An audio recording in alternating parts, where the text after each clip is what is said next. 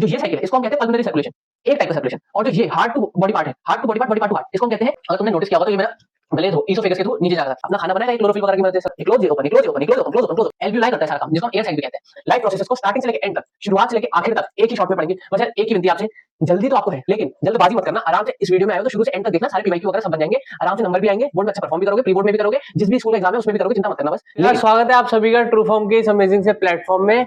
आज की वीडियो में हम लाइफ प्रोसेसेस को स्टार्टिंग से लेके एंड तक, शुरुआत से लेके आखिर तक एक ही शॉट में पढ़ेंगे। बस यार एक ही विनती है आपसे, जल्दी तो आपको है, ठीक है, जल्दी तो आपको है, वन शॉट में आप तभी आए हो, लेक्चर वाइज आप तभी नहीं पढ़ रहे हो, लेकिन जल्दबाजी मत करना, आराम से इस वीडियो में आए हो तो शुरू से एंड तक देखना, सारे पीवाईक्यू वगैरह सब बन जाएंगे, आराम से नंबर भी आएंगे, बोर्ड में अच्छा परफॉर्म भी करोगे, प्री बोर्ड में भी करोगे, जिस भी स्कूल का एग्जाम है उसमें भी करोगे, चिंता मत करना बस। लेकिन जल्दबाजी नहीं, जल्दी करनी, जल्दबाजी नहीं, ठीक है। चलो इसी कोड के साथ आगे बढ़ते हैं और इस वन शॉट का शुभारंभ करते हैं। तो भैया भैया भैया लाइफ प्रोसेस में कौन सी प्रोसेस आती है पहले ये तो बताओ। तो यार तीन टाइप की प्रोसेस आती है, पहला है न्यूट्रिशन, दूसरा है रेस्पिरेशन और तीसरा है ट्रांसपोर्टेशन और चौथा है एक्सक्रीशन। और एक्सक्रीशन और इजेशन में फर्क होता है, जो आप सुबह सुबह POTY करते हैं वो आपका इजेशन होता है, एक्सक्रीशन नहीं। एक्सक्रीशन क्या होता है आगे पढ़ेंगे, इसीलिए तो पूरा चैप्टर बना है। तो सबसे पहली बात, लाइफ प्रोसेसेस यार भैया जो मेरे में हो रही है या जो प्लांट में हो रही है या जैसे कोई अमीबा है, सिंगल सेलुलर ऑर्गेनिज्म, उसमें हो रही है, वो सब एक तरीके की होगी क्या? नहीं। द थिंग इज इन तीनों ही लोगों में ये चार बेसिक चीजें, न्यूट्रिशन, ट्रांसपोर्टेशन, रेस्पिरेशन और एक्सक्रीशन, ये चारों चीजें तो कॉमन होंगी, लेकिन करने का मोड डिफरेंट होगा। जैसे ह्यूमंस में आपको पता ही है, न्यूट्रिशन हम बाहर से ऑब्टेन करते हैं, बाहर से लेते हैं। हमारा जो ट्रांसपोर्टेशन होता है, डाइजेशन होता है, वो सब हमारी बॉडी के अंदर होता है। रेस्पिरेशन में हम ऑक्सीजन बाहर से लेते हैं, ठीक है, और फिर रेस्पिरेशन करते हैं, अंदर फूड बनाते हैं, और फिर क्या कहते हैं, हमारी पूरी बॉडी पार्ट में वो एनर्जी के फॉर्म में यूटिलाइज होता है। एक्सक्रीशन हम एनएस के थ्रू कर देते हैं, मतलब इजेशन हम एनएस के थ्रू कर देते हैं। बाकी मेटाबॉलिक वेस्ट किडनी के थ्रू यूरिन के फॉर्म में भी निकलता है और फॉर्म में भी निकलता है। प्लांट्स में वो CO2 बाहर से लेते हैं, वाटर एंड मिनरल्स क्या कहते हैं नीचे अपने रूट से लेते हैं, अमीबा में फूड पार्टिकल से ले लेता है वो सब कुछ। तो मोड डिफरेंट होते हैं, लेकिन ये चार बेसिक लाइफ प्रोसेसेस सेम। तो यार लाइफ प्रोसेस होता क्या है भैया? बेसिक लाइफ प्रोसेस सेम होती है। लाइफ प्रोसेस क्या होता है इसके बारे में जानते हैं। लाइफ प्रोसेस होता है आपका the basic and essential activities perform by an living organism to sustain and maintain life. क्या बोल दिया भैया ये? बेसिक एंड एसेंशियल एक्टिविटीज, यानी कि बेसिक, कम से कम बेसिक, जैसे एडवांस, अभी आप शुरुआत में बेसिक में हो चैप्टर के, पढ़ते पढ़ते एडवांस में हो जाओगे, वैसी जो बेसिक एसेंशियल एक्टिविटीज है जो करनी जरूरी ही है, हमारे द्वारा नहीं, हमारी बॉडी के द्वारा टू लिव, जीने के लिए, और मेंटेन लाइफ। जैसे यार मेरे को मान लो कट लग गया, मैं कल स्पोर्ट्स खेलने गया और सर ने मेरे को करा दी PT खतरनाक तरीके से, मेरा घुटना छिल गया। अब घुटना छिल जाएगा और अगर वो रिपेयर नहीं होगा, वहां से ब्लड क्लॉट हो ही नहीं रहा है, ब्लड बहते ही जा रहा है, ऐसे तो मैं मर जाऊंगा, समझ रहे हो? तो वो ही उसको रिपेयर करने का काम कौन करेगी? हमारी बॉडी करेगी, और अगर रिपेयर नहीं कर पाएगी तो मैं मर जाऊंगा। तो क्या वो ब्लड का क्लॉट होना लाइफ प्रोसेस है? हाँ बिल्कुल है। तो वैसी चार एसेंशियल लाइफ प्रोसेस होती है, न्यूट्रिशन, रेस्पिरेशन, ट्रांसपोर्टेशन और एक्सक्रीशन। आया समझ? ठीक है। न्यूट्रिशन में क्या होता है भैया? Process of obtaining and utilisation of food. Process of obtaining, जैसे मैंने पानी बाहर से ऑब्टेन किया, पानी है, मिल्टन है, और पानी पी लिया। आप भी पानी पीते रहिए, ब्रेन में ऑक्सीजन जाते रहती है, ठीक है। Process of obtaining and utilisation of food, मैंने बाहर से खाना ऑब्टेन किया और उसको खा के यूटिलाइज किया, इसको हम न्यूट्रिशन कहते हैं। आगे डिटेल में ही पढ़ना है, ये खाली एक डेफिनेशन है, ठीक है। रेस्पिरेशन क्या होता है? Process of breaking down of food to produce energy. अच्छा भैया सांस लेना रेस्पिरेशन नहीं होता है क्या? आगे डिफरेंस भी पढ़ेंगे, लेकिन हाँ, सांस लेना रेस्पिरेशन नहीं होता है। सांस लेना सिर्फ एक पहला स्टेप होता है रेस्पिरेशन का। आप सांस लेते हो, सांस लेने के बाद एटीपी के फॉर्म में जो खाना प्रोड्यूस होता है उसे रेस्पिरेशन कहते हैं। अच्छा भैया, अच्छा उसके बाद ट्रांसपोर्टेशन क्या होता है? जैसे ट्रांसपोर्टेशन, मेरा जो हार्ट है वो धुतुक धुतुक धुतुक धुतुक धुतुक करके ब्लड को क्या कर रहा है? पंप कर रहा है ब्लड। अब देखो यार, मैं तुमसे बात कर रहा हूँ, तुमको समझा रहा हूँ, तो क्या है, मेरे ब्रेन से ही तो निकल रहा है सब कुछ। ब्रेन को अगर ब्लड का सप्लाई नहीं मिलेगा तो मैं तुमको बातें कन्वे कैसे कर पाऊंगा? अगर हाथ को नहीं मिलेगा तो मैं हाथों से आपको एक्सप्लेन कैसे कर पाऊंगा? पैरों को नहीं मिलेगा तो मैं ऐसे उठ कैसे पाऊंगा, चल कैसे पाऊंगा? समझ आ रहा है? तो हर एक बॉडी पार्ट को हमारे ब्लड की जरूरत है, तो ट्रांसपोर्ट कैसे होगा? तो ट्रांसपोर्टेशन जरूरी है कि नहीं है? तो ट्रांसपोर्टेशन लाइफ प्रोसेस हुआ कि नहीं हुआ? बिल्कुल हुआ भैया, बिल्कुल हुआ। अब बात करते हैं एक्सक्रीशन की। एक्सक्रीशन क्या है? Process of removal of metabolic waste. क्या? Metabolic waste. आया समझ? अरे अभी पिछले में एग्जांपल दिया तो था, आगे बढ़ो भैया। अच्छा, अब न्यूट्रिशन के यार देखो, बढ़िया से फ्लो चार्ट मैंने बना दिया। न्यूट्रिशन के मेनली ब्रॉडर दो टाइप है और उसके फिर सब टाइप्स है, उनको एक एक करके अच्छे से समझेंगे। पहले भैया ये बताओ कि ये ऑटोट्रॉफिक न्यूट्रिशन और हेटेरोट्रॉफिक न्यूट्रिशन होता क्या है? ऑटोट्रॉफिक न्यूट्रिशन क्या होता है यार? ऑटोट्रॉफिक न्यूट्रिशन में जो आपका ऑटोट्रॉफ होता है, अच्छा भैया ऑटोट्रॉफ होता है, जो आपका ऑटोट्रॉफ होता है वो प्रिपेयर करता है food by its own, prepare their food on their own. मतलब खुद से खाना बनाएंगे। जो भी ऑर्गेनिज्म होगा वो अपना खाना अगर खुद से बना रहा है, हम तो नहीं बनाते, हम अपना खाना खुद से बनाते हैं, मतलब अपनी बॉडी में खुद से बनाते हैं। ये नहीं कि बाहर से कुक करके बना लिया, वो नहीं। हमारी अगर बॉडी में हम अपना खाना अपनी बॉडी में ही बना लेते हैं तो हम ऑटोट्रॉफ होंगे, लेकिन क्या हम है? नहीं। लेकिन प्लांट्स अपना खाना अपनी बॉडी में ही बना लेते हैं, तो क्या वो ऑटोट्रॉफ है? हाँ बिल्कुल है। तो जो जो ऑर्गेनिज्म अपना खाना खुद बना लेते हैं उनको हम ऑटोट्रॉफ्स कहते हैं, और जो जो खाना अपना खुद नहीं बनाते, जैसे हम don't prepare their own food, prepare their own food, उनको हम हेटेरोट्रॉफ कहते हैं, जैसे कि हम। अच्छा भैया, अब आपने सब टाइप्स भी बता रखे हैं, जैसे ऑटोट्रॉफिक न्यूट्रिशन में फोटो ऑटोट्रॉफिक न्यूट्रिशन और chemo autotrophic nutrition. Heterotrophic nutrition में होलोजिक, सेप्टोफिटिक और पैरासिटिक न्यूट्रिशन। तो आगे बढ़ा के इसको अच्छे से बताओ ना। तो फोटो ऑटोट्रॉफिक न्यूट्रिशन क्या होता है? जब लाइट एनर्जी का इस्तेमाल करके, लाइट एनर्जी का इस्तेमाल करके कोई भी ऑर्गेनिज्म अपना खाना खुद बनाता है तो उसको हम फोटो ऑटोट्रॉफिक न्यूट्रिशन कहते हैं। जैसे एग्जांपल के लिए ग्रीन प्लांट्स और साइनोबैक्टीरिया। ग्रीन प्लांट्स तो भैया हमें पता ही था, एक साइनोबैक्टीरिया हम और याद कर लेंगे, कोई दिक्कत बात नहीं है। जैसे ट्री है, ठीक है, अब ट्री सनलाइट के प्रेजेंस में अपना खाना बनाएगा, ये क्लोरोफिल वगैरह की मदद से सनलाइट मिलेगी इसे, तो ठीक है। तो ये लाइट एनर्जी का इस्तेमाल कर रहा है ना, लाइट एनर्जी का इस्तेमाल कर रहा है ना, तो किस टाइप का न्यूट्रिशन हो गया? तो भैया ये हो गया फोटो ऑटोट्रॉफिक न्यूट्रिशन। वैसे साइनोबैक्टीरिया हम याद कर लेंगे।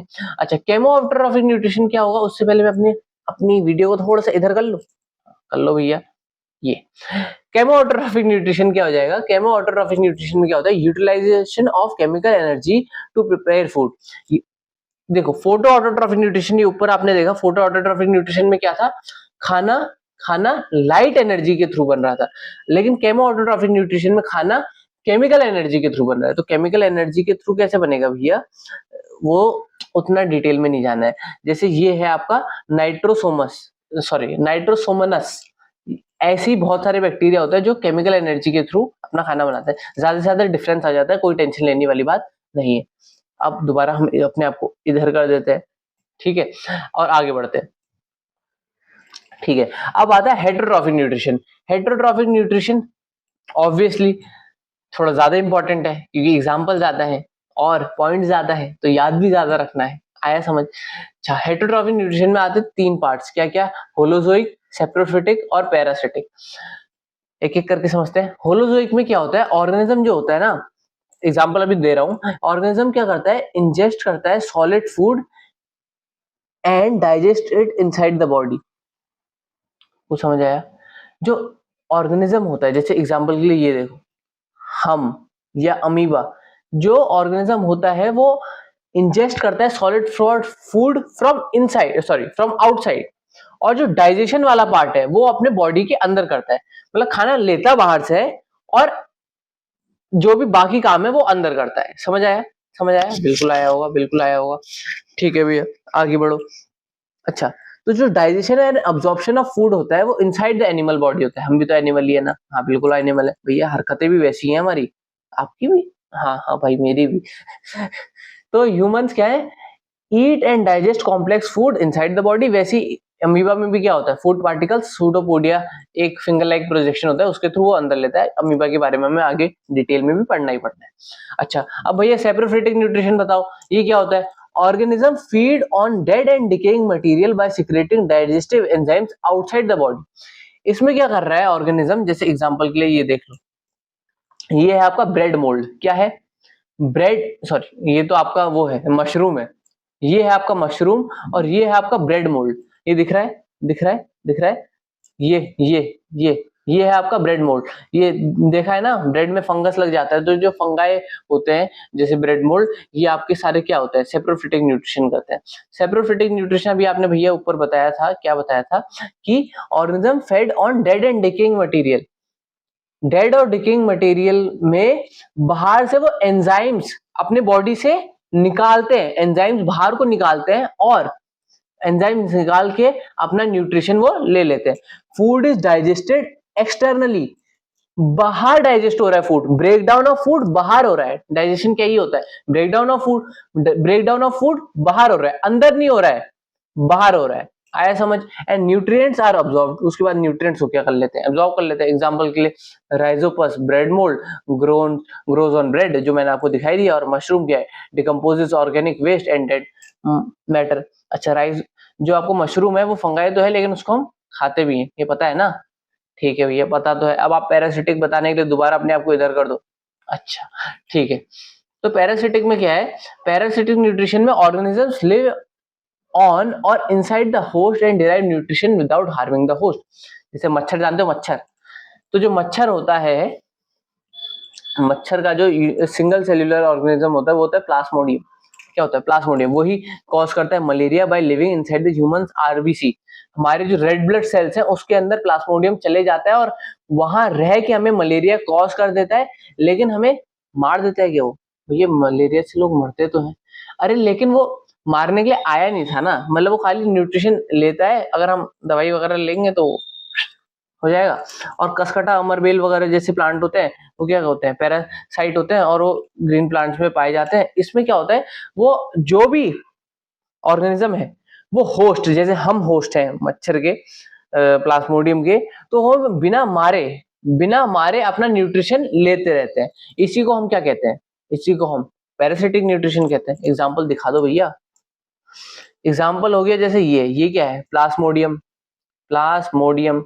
और ये क्या है, ये है आपका कसकटा। क्या है? कसकटा। आया समझ? आगे बढ़े, बिल्कुल बढ़ो भैया, पहले दोबारा इधर कर दो यो।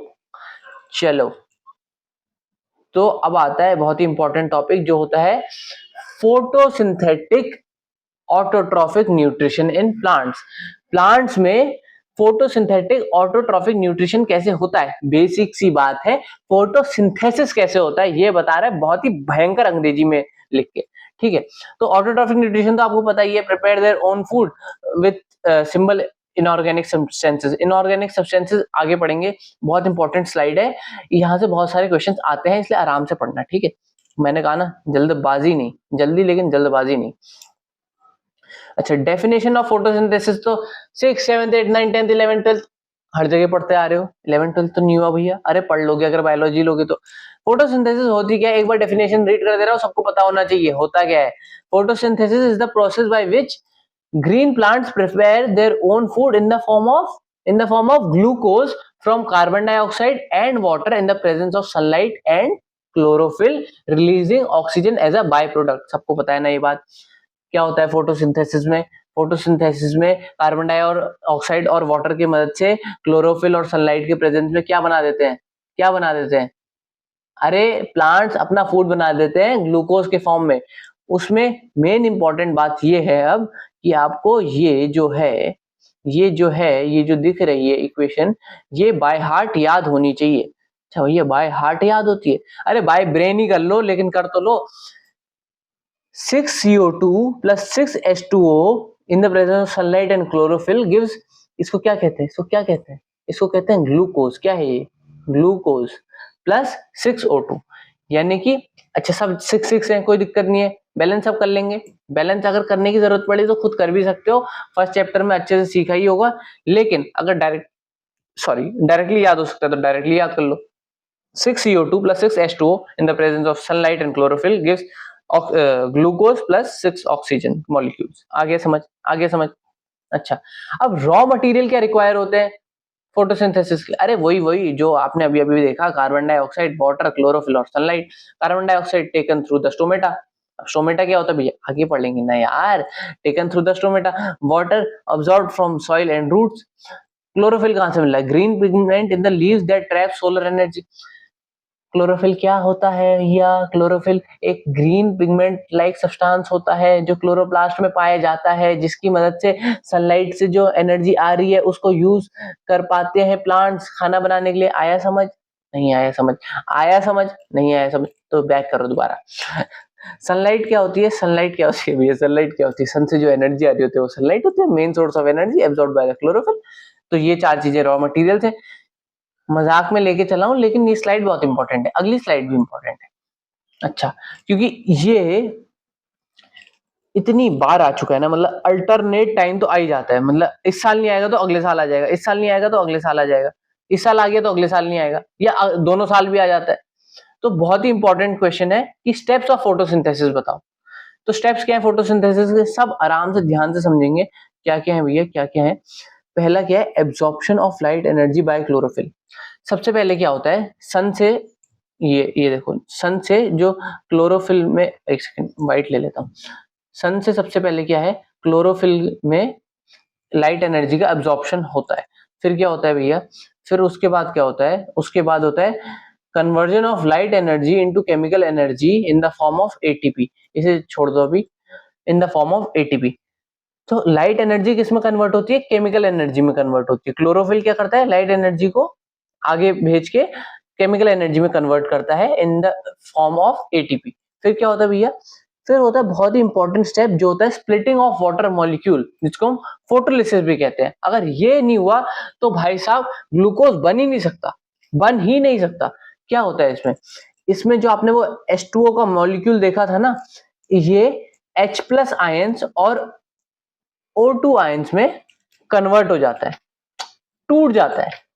टूटने के बाद क्या होता है भैया? टूटने के बाद ये देखो, ये दिख रहा है, इक्वेशन दिख रही है यहाँ पे सबको। इससे H+ और O2 निकल गया। अब ये जो H+ है वो जाके इससे रिएक्ट करेगा अगले स्टेप में, अभी देखेंगे भी अगले स्टेप में, ठीक है। ये जो H+ है वो O2 से CO2 से जाके रिएक्ट करेगा और तभी जाके CO2 का रिडक्शन होगा और ये ग्लूकोज का फॉर्मेशन होगा। और O2 तो आप देख ही रहे हो, एज अ बाय प्रोडक्ट निकल गया। तो यही है। नेक्स्ट स्टेप क्या है? स्प्लिटिंग ऑफ वाटर के बाद oxygen is released into the atmosphere and hydrogen ions and electrons used in glucose formation. और चौथा स्टेप क्या है? Reduction of CO2 to carbohydrates glucose. आगे समझ। ये चार स्टेप सबको याद रहेंगे।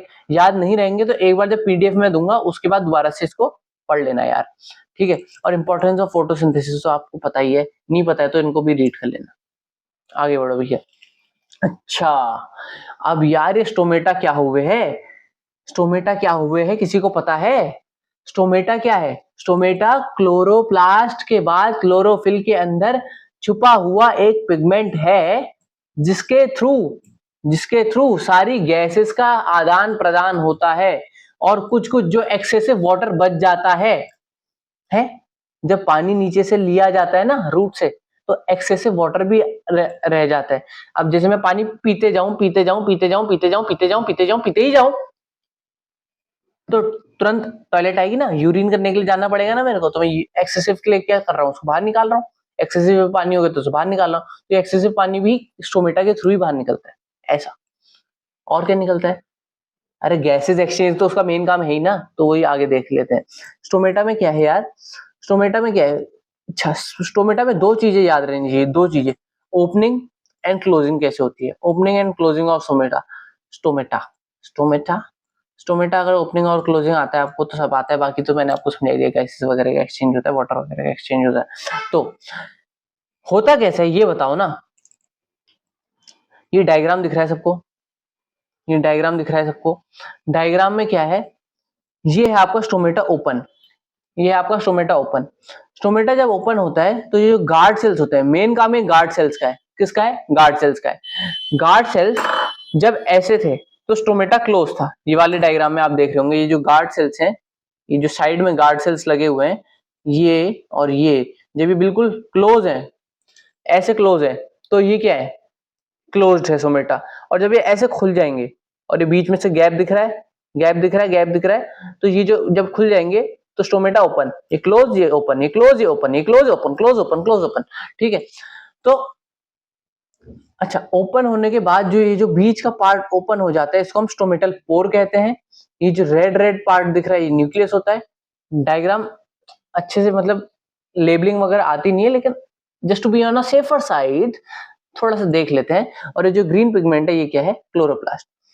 ये थिन वॉल है, ये वैक्यूल है, खाने वगैरह का वैक्यूल है ये। ठीक है, इतना समझ आ गया सबको? अच्छा, ओपनिंग और क्लोजिंग एक बार फ्लो चार्ट की मदद से देख लेते हैं। ठीक है, ओपनिंग क्या होता है? जैसे ही सनलाइट आती है, जैसे ही सनलाइट आती है वैसे ही क्या होते हैं? गार्ड सेल्स क्या करते हैं? अपने आप को ओपन कर लेते हैं फोटोसिंथेसिस करने के लिए। Glucose form increases atmospheric pressure. अब उसके बाद गार्ड सेल्स आने देते हैं सनलाइट को। ठीक है, सनलाइट को आने के बाद क्या होता है? ग्लूकोज फॉर्म हो जाता है और इंक्रीज होता है atmospheric pressure. Atmospheric pressure increase होता है तो क्या होता है? Water enters guard cells by osmosis. Water क्या होता है? वाटर क्या होता है? गार्ड सेल्स के थ्रू ऑस्मोसिस के थ्रू गार्ड सेल्स में एंटर करता है। फिर गार्ड सेल्स क्या करते हैं? Becomes turgid and stomata opens. ये प्रोसेस होता है कि कैसे ओपन होता है। इतनी डिटेल में वैसे कोई पूछता नहीं है, लेकिन सीख लो ना यार। क्लोजिंग क्या है? क्लोजिंग जब सनलाइट नहीं होती है तो वाटर लॉस होता है, गार्ड सेल्स लूज वाटर करते हैं, फिर guard sales become flaccid. Flaccid नया वर्ड है, आप लोगों बहुत लोगों को पता नहीं होगा। फ्लैसिड मतलब श्रिंक कर जाते हैं, तो स्टोमेटा क्या करता है? क्लोज हो जाता है। आगे समझ। स्टोमेटा होता क्या है? होता क्या है ये तो मैंने आपको बता ही दिया, लेकिन फिर भी एक बार देख लो। Stomata is the tiny pores on leaf. ठीक है, मेन रोल क्या होता है? Exchange of gases CO2 and O2 and also transpiration. Transpiration क्या होता है? Loss of water vapour. वही जो मैंने आपको बताया ना, पानी बाहर करते हैं वही।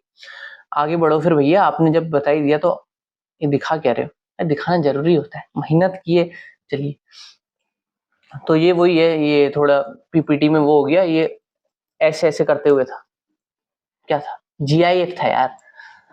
ठीक है, अब फोटोसिंथेसिस इन डेजर्टेड प्लांट्स, ये तो भाई बात हो गई भैया। जो अभी तक आपने बताया वो नॉर्मल प्लांट्स पे कैसे काम चलता है। अब डेजर्ट प्लांट्स में यार अलग क्यों चलता होगा? पहले बात, इधर मत देखो, इधर मत देखो प्लीज, इधर मत देखो, एक बार मेरी तरफ देखो। डेजर्ट प्लांट्स में आपको क्या लगता है कुछ अलग होता होगा? अलग होता होगा ऐसा लगता तो है भैया, लेकिन क्यों? क्यों लगता है आपको? इसलिए लगता है क्योंकि भैया अगर डेजर्टेड प्लांट्स अपना स्टोमेटा खोल देंगे सनलाइट की प्रेजेंस में तो उनका तो सारा पानी उड़ जाएगा ना। गर्मी कितनी होती है डेजर्ट में, और अगर पानी सारा उड़ गया तो फोटोसिंथेसिस कैसे करेंगे? तो उनको कुछ तो जुगाड़ लगाना पड़ेगा, कुछ तो जुगाड़ लगाना पड़ेगा। तो जुगाड़ वो कैसे लगाते हैं वो फ्लो चार्ट की मदद से देख लेते हैं। डेजर्ट प्लांट्स में क्या होता है? स्टोमेटा वो क्या, सॉरी ये कब, एक सेकेंड, हाँ, डेजर्ट प्लांट्स में क्या होता है? वो स्टोमेटा रात के टाइम पे खोलते हैं। वैसे दिन के टाइम पे खोलते हैं जब सनलाइट आती है नॉर्मल प्लांट्स, लेकिन ये क्या करते हैं? रात के टाइम पे खोलते हैं। रात के टाइम पे खोल के क्या करते हैं? CO2 एब्जॉर्ब करते हैं एट नाइट। अरे प्लांट्स को CO2 चाहिए होती है ना फोटोसिंथेसिस करने के लिए, तो रात को CO2 ले लेते हैं। उसके बाद CO2 stored as a intermediate compound. अब ये क्या करते हैं? CO2 भाई साहब आप आइए और चुपचाप थोड़ी देर बैठे रहिए, जब तक सुबह नहीं हो जाती है तब तक सुबह एक इंटरस्टिशियल कंपाउंड की तरह, यानी कि एक बफर कंपाउंड मान लो, एक ऐसा कंपाउंड जो अभी किसी काम का नहीं है लेकिन वो आगे काम में आने वाला है, उस कंपाउंड की तरह उसको ऐसे स्टोर, एक जगह पे स्टोर रूम में बैठा के बंद कर देते हैं, ठीक है। उसके बाद जब सुबह हो जाती है दोबारा, फिर क्या होता है, स्टोमेटा को करते हैं लोग क्लोज। स्टोमेटा बैठे, भाई साहब आप बंद हो जाइए, हमें वाटर लॉस नहीं करना है, जिसकी वजह से वाटर लॉस नहीं होता है। और जैसे ही वाटर लॉस नहीं होता है, उसके बाद जो स्टोर्ड CO2 है, उसको जब जैसे ही सनलाइट आती है क्लोरोफिल के प्रेजेंस में, CO2 तो इनने ले लिए, ये अपना मैलिक एसिड के फॉर्म में अपना फोटोसिंथेसिस कर लेते हैं।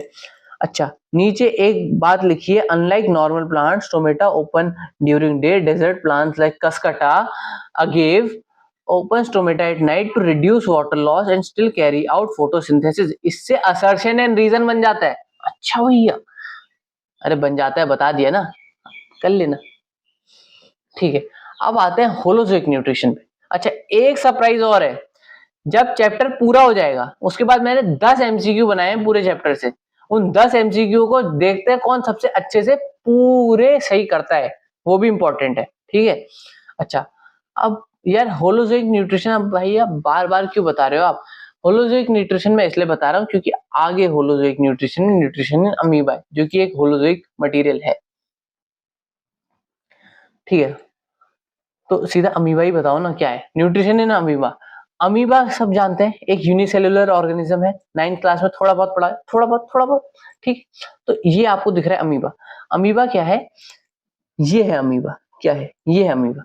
और ये जो फिंगर लाइक प्रोजेक्शन निकल रही है ना, एक सेकेंड, ये जो फिंगर लाइक प्रोजेक्शन निकल रही है, ये क्या है? इसके सूडोपोडिया। क्या है इसके? सूडोपोडिया। तो हमें इसमें अमीबा में हमें न्यूट्रिशन समझना है। इसमें डायग्राम भी लेबलिंग के लिए आता है, तो बहुत इंपॉर्टेंट चीज है, हल्के में नहीं लेना है, हल्के में नहीं लेना है, ठीक है। तो जैसे ये फूड वैक्यूल है, सॉरी सेम कलर से कर देंगे तो गड़बड़ हो जाएगी ना। तो ये जैसे फूड पार्टिकल है, ठीक है। अब इस फूड पार्टिकल को अमीबा क्या करता है, भैया घेर लो, इधर से भी घेर लो, उधर से भी घेर लो। तो वैसे ही इसको घेर लिया गया है, सूडोपोडिया ने इसे घेर लिया। घेरने के बाद क्या किया, इसका इंजेक्शन, इसको अपने अंदर ले लिया, आजा बेटा आजा। उसके बाद इसका क्या कर लिया, डाइजेशन, अपने अंदर तोड़ लिया। तोड़ने के बाद क्या किया, तोड़ने के बाद इसका किया अब्जॉर्प्शन। आजा, अब तोड़ लिया, अब्जॉर्प्शन में क्या होता है? अरे अब्जॉर्प्शन में अपने को पता ही है, एनर्जी जो होती है वो अपने अलग अलग बॉडी पार्ट्स में अब्जॉर्ब होती है। अच्छा, उसके बाद एसिमिलेशन में क्या होता है? एसिमिलेशन में जो एनर्जी हमने अब्जॉर्ब की थी उसको डिफरेंट बॉडी पार्ट्स में ले जाया जाता है, उसको एसिमिलेशन कहते हैं।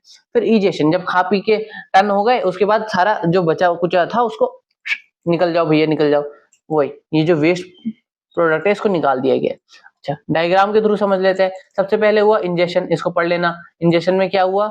इंजेक्शन में amoeba surrounds food particle with pseudopodia to form food vacuole. फिर डाइजेशन में क्या हुआ? Enzymes from cytoplasm act on food complex substances broken into simpler soluble once.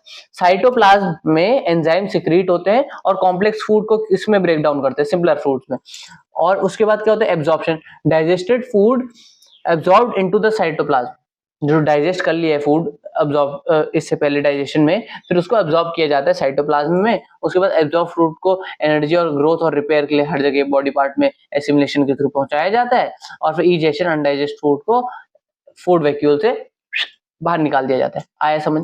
ये इंपॉर्टेंट है। आ जाता है, आ जाता है मतलब अरे बोर्ड में आ जाता है, ठीक है। अब बात करते हैं न्यूट्रिशन इन पैरामीशियम। थोड़ा सा इंपॉर्टेंट है, थोड़ा सा, क्योंकि इससे एमसीक्यू ज्यादा आते हैं, सब्जेक्टिव क्वेश्चन थोड़े कम ही आते हैं, लेकिन समझना तो है ना अपने को।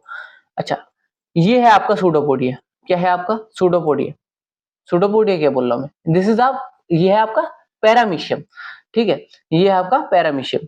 अब पैरामीशियम में क्या होता है भैया? पैरामीशियम में भी यही चीज, 5 चीजें होती हैं, इंजेक्शन, डाइजेशन, एब्जॉर्प्शन, एसिमिलेशन और एक्सक्रीशन। बाकी चीजें ऑलमोस्ट सेम होती हैं। इंजेक्शन वाला पार्ट थोड़ा सा डिफरेंट होता है। क्योंकि जो आपका ये प्लाज्मोडियम भैया है ना, चलना नहीं आता इन्हें। मतलब चलना नहीं आता से क्या मतलब है भैया? जैसे अमीबा तो अपना सूडोपोडिया की मदद से ऐसे ऐसे ऐसे करके अंदर ले रहा था ना, फूड पार्टिकल को ऐसे घेरा बना ले रहा था, लेकिन ये घेरा नहीं बना पाते। तो उनमें क्या होता है, यहाँ पे क्या होता है, ये सिलाए होते हैं। क्या होता है? सिलाए होते हैं। ये क्या करते हैं? सिलाए इनको मूवमेंट करने में मदद करते हैं और ये खाने तक जाते हैं। जैसे अमीबा तो ऐसे अंदर ले रहा था, इनको खाने को यहां तक लाना पड़ता है, ऐसे मूवमेंट कर करके कि खाना यहीं पे से आएगा अंदर, ठीक है। अब खाना यहाँ पे से आया, सिलाई के थ्रू इनने खाना अंदर ले लिया, उसके बाद तो डाइजेशन, एब्जॉर्प्शन, एसिमिलेशन और डाइजेशन वाला पार्ट सेम है, जिसको आप यहाँ से डायग्राम से देख भी लेंगे। Cilia sweep food into the oral groove, ये क्या है, ओरल ग्रूव है, ये पार्ट क्या है, ओरल ग्रूव है। फिर food enter the food vacuole, enzymes break down complex food into simpler substances, फिर digested food absorbed into the cytoplasm, same चल रहा है। Absorb food use in energy growth and repair, उसके बाद डाइजेशन में undigested food expelled out of anal pore, इसमें anal पोर के through बाहर कर दिया जाता है। आया समझ? बिल्कुल आया भैया समझ। उसके बाद बात करते हैं, अब आ गया अपना ह्यूमन। हम और आप जब मिलके करेंगे चैप्टर 7 तो बन जाएगी कुछ तगड़ी ही बात। किया क्या रही पता नहीं, देखते हैं आगे। अच्छा, न्यूट्रिशन इन ह्यूमन बींग्स है।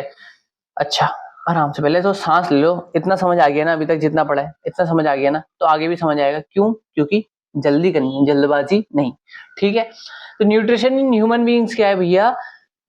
न्यूट्रिशन इन ह्यूमन बींग्स क्या होता है? हम खाना तो बाहर से ही लेते हैं। अब वो खाना बाहर लेने के बाद अंदर तक खाना, माउथ के बाद ईसोफेगस के थ्रू स्टमक, फिर स्मॉल इंटेस्टाइन, फिर लार्ज इंटेस्टाइन, फिर एनस के थ्रू बाहर निकल जाएगा। इस पूरे सिस्टम को हम क्या कहते हैं? Human digestive system. क्या कहते हैं? Human digestive system. Human digestive system शुरू कहां से होता है? आपके माउथ से, फिर oesophagus, stomach, small intestine, large intestine, rectum, फिर एनस। ऐसे चलती है पूरी प्रक्रिया। क्या चलती है? पूरी प्रक्रिया ऐसे चलती है। अच्छा, इसमें तीन लोग और आते हैं स्मॉल इंटेस्टाइन में, जो हमारी मदद करते हैं। पहले है सलाइवरी ग्लैंड, दूसरा है लिवर और तीसरा है पेनक्रियास। ये एज अ साइड, मतलब ये तो पूरा आपका ह्यूमन डाइजेस्टिव सिस्टम है, ये आपके साइड ग्लैंड है जो हमारी मदद करते हैं खाने को डाइजेस्ट करने में। अच्छा, अब भैया आगे कुछ लाए हो या इसी से समझाओगे? तो आगे ये डायग्राम लाए हो ह्यूमन एलिमेंट्री कैनाल का। इसमें इस डायग्राम से अब आप समझो आराम से बात को। सबसे पहले खाना क्या गया? सबसे पहले खाना गया माउथ में। खाना लिया, चॉकलेट लो, चॉकलेट, ठीक है, ये चॉकलेट है। चॉकलेट ली, मैंने खोल ली, फाड़ ली। भैया चॉकलेट खा रहे हो अकेले अकेले? अच्छा, खा ही रहा हूँ फिर यार।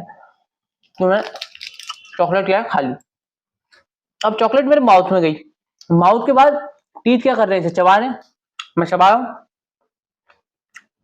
अरे तुम भी खा लो यार, होगी तुम्हारे पास, बताते नहीं हो बस तुम, ठीक है। माउथ के बाद टीथ के थ्रू मैं इसे चबा रहा हूँ। तो ये मैं क्या कर रहा हूँ? Mechanical digestion. चूइंग क्या है? Mechanical digestion. अच्छा भैया, यहीं पे डाइजेशन शुरू हो गया। सही बात है, डाइजेशन सबको लगता है कि स्टमक और स्मॉल इंटेस्टाइन में होता है, लेकिन जो आपका फर्स्ट डाइजेशन, चॉकलेट मजा आ रहा है यार।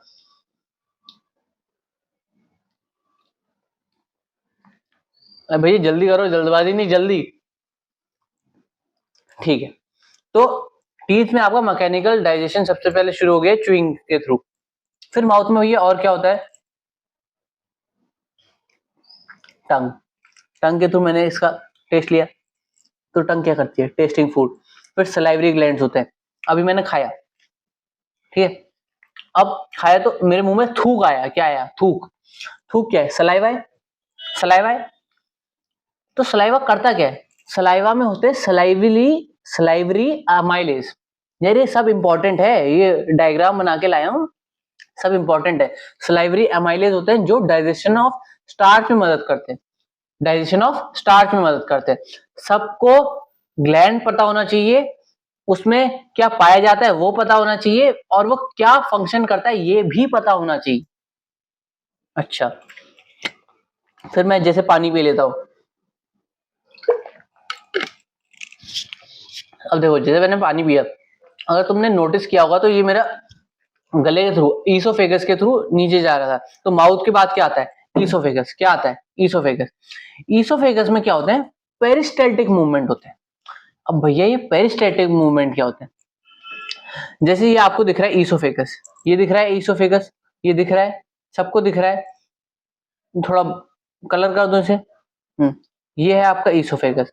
अब ईसोफेगस में क्या होता है? पेरिस्टैल्टिक मूवमेंट होते हैं। जैसे ये ईसोफेगस है ना, ये तो ऐसे ऐसे ये, फिर ये मतलब ऐसे खाना ये बाहर जाता है फिर अंदर आता है, ऐसे ऐसे ऐसे ऐसे ऐसे ऐसे करता है, उसके थ्रू खाना नीचे जाते रहता है, उसके थ्रू खाना नीचे जाते रहता है। मतलब खाना जैसे यहाँ पे खाना आया, अब इसने ऐसे खोल दिया तो नीचे, फिर बंद, ऊपर ऊपर से श्रिंक करेगा तो फिर नीचे जाएगा, फिर खोलेगा फिर बंद करेगा। ऐसे पेरिस्टाल्टिक मूवमेंट्स होते हैं जिसके थ्रू खाना नीचे जाते रहता है। अच्छा भाई आया समझ। तो इसोफेगस का ये काम होता है।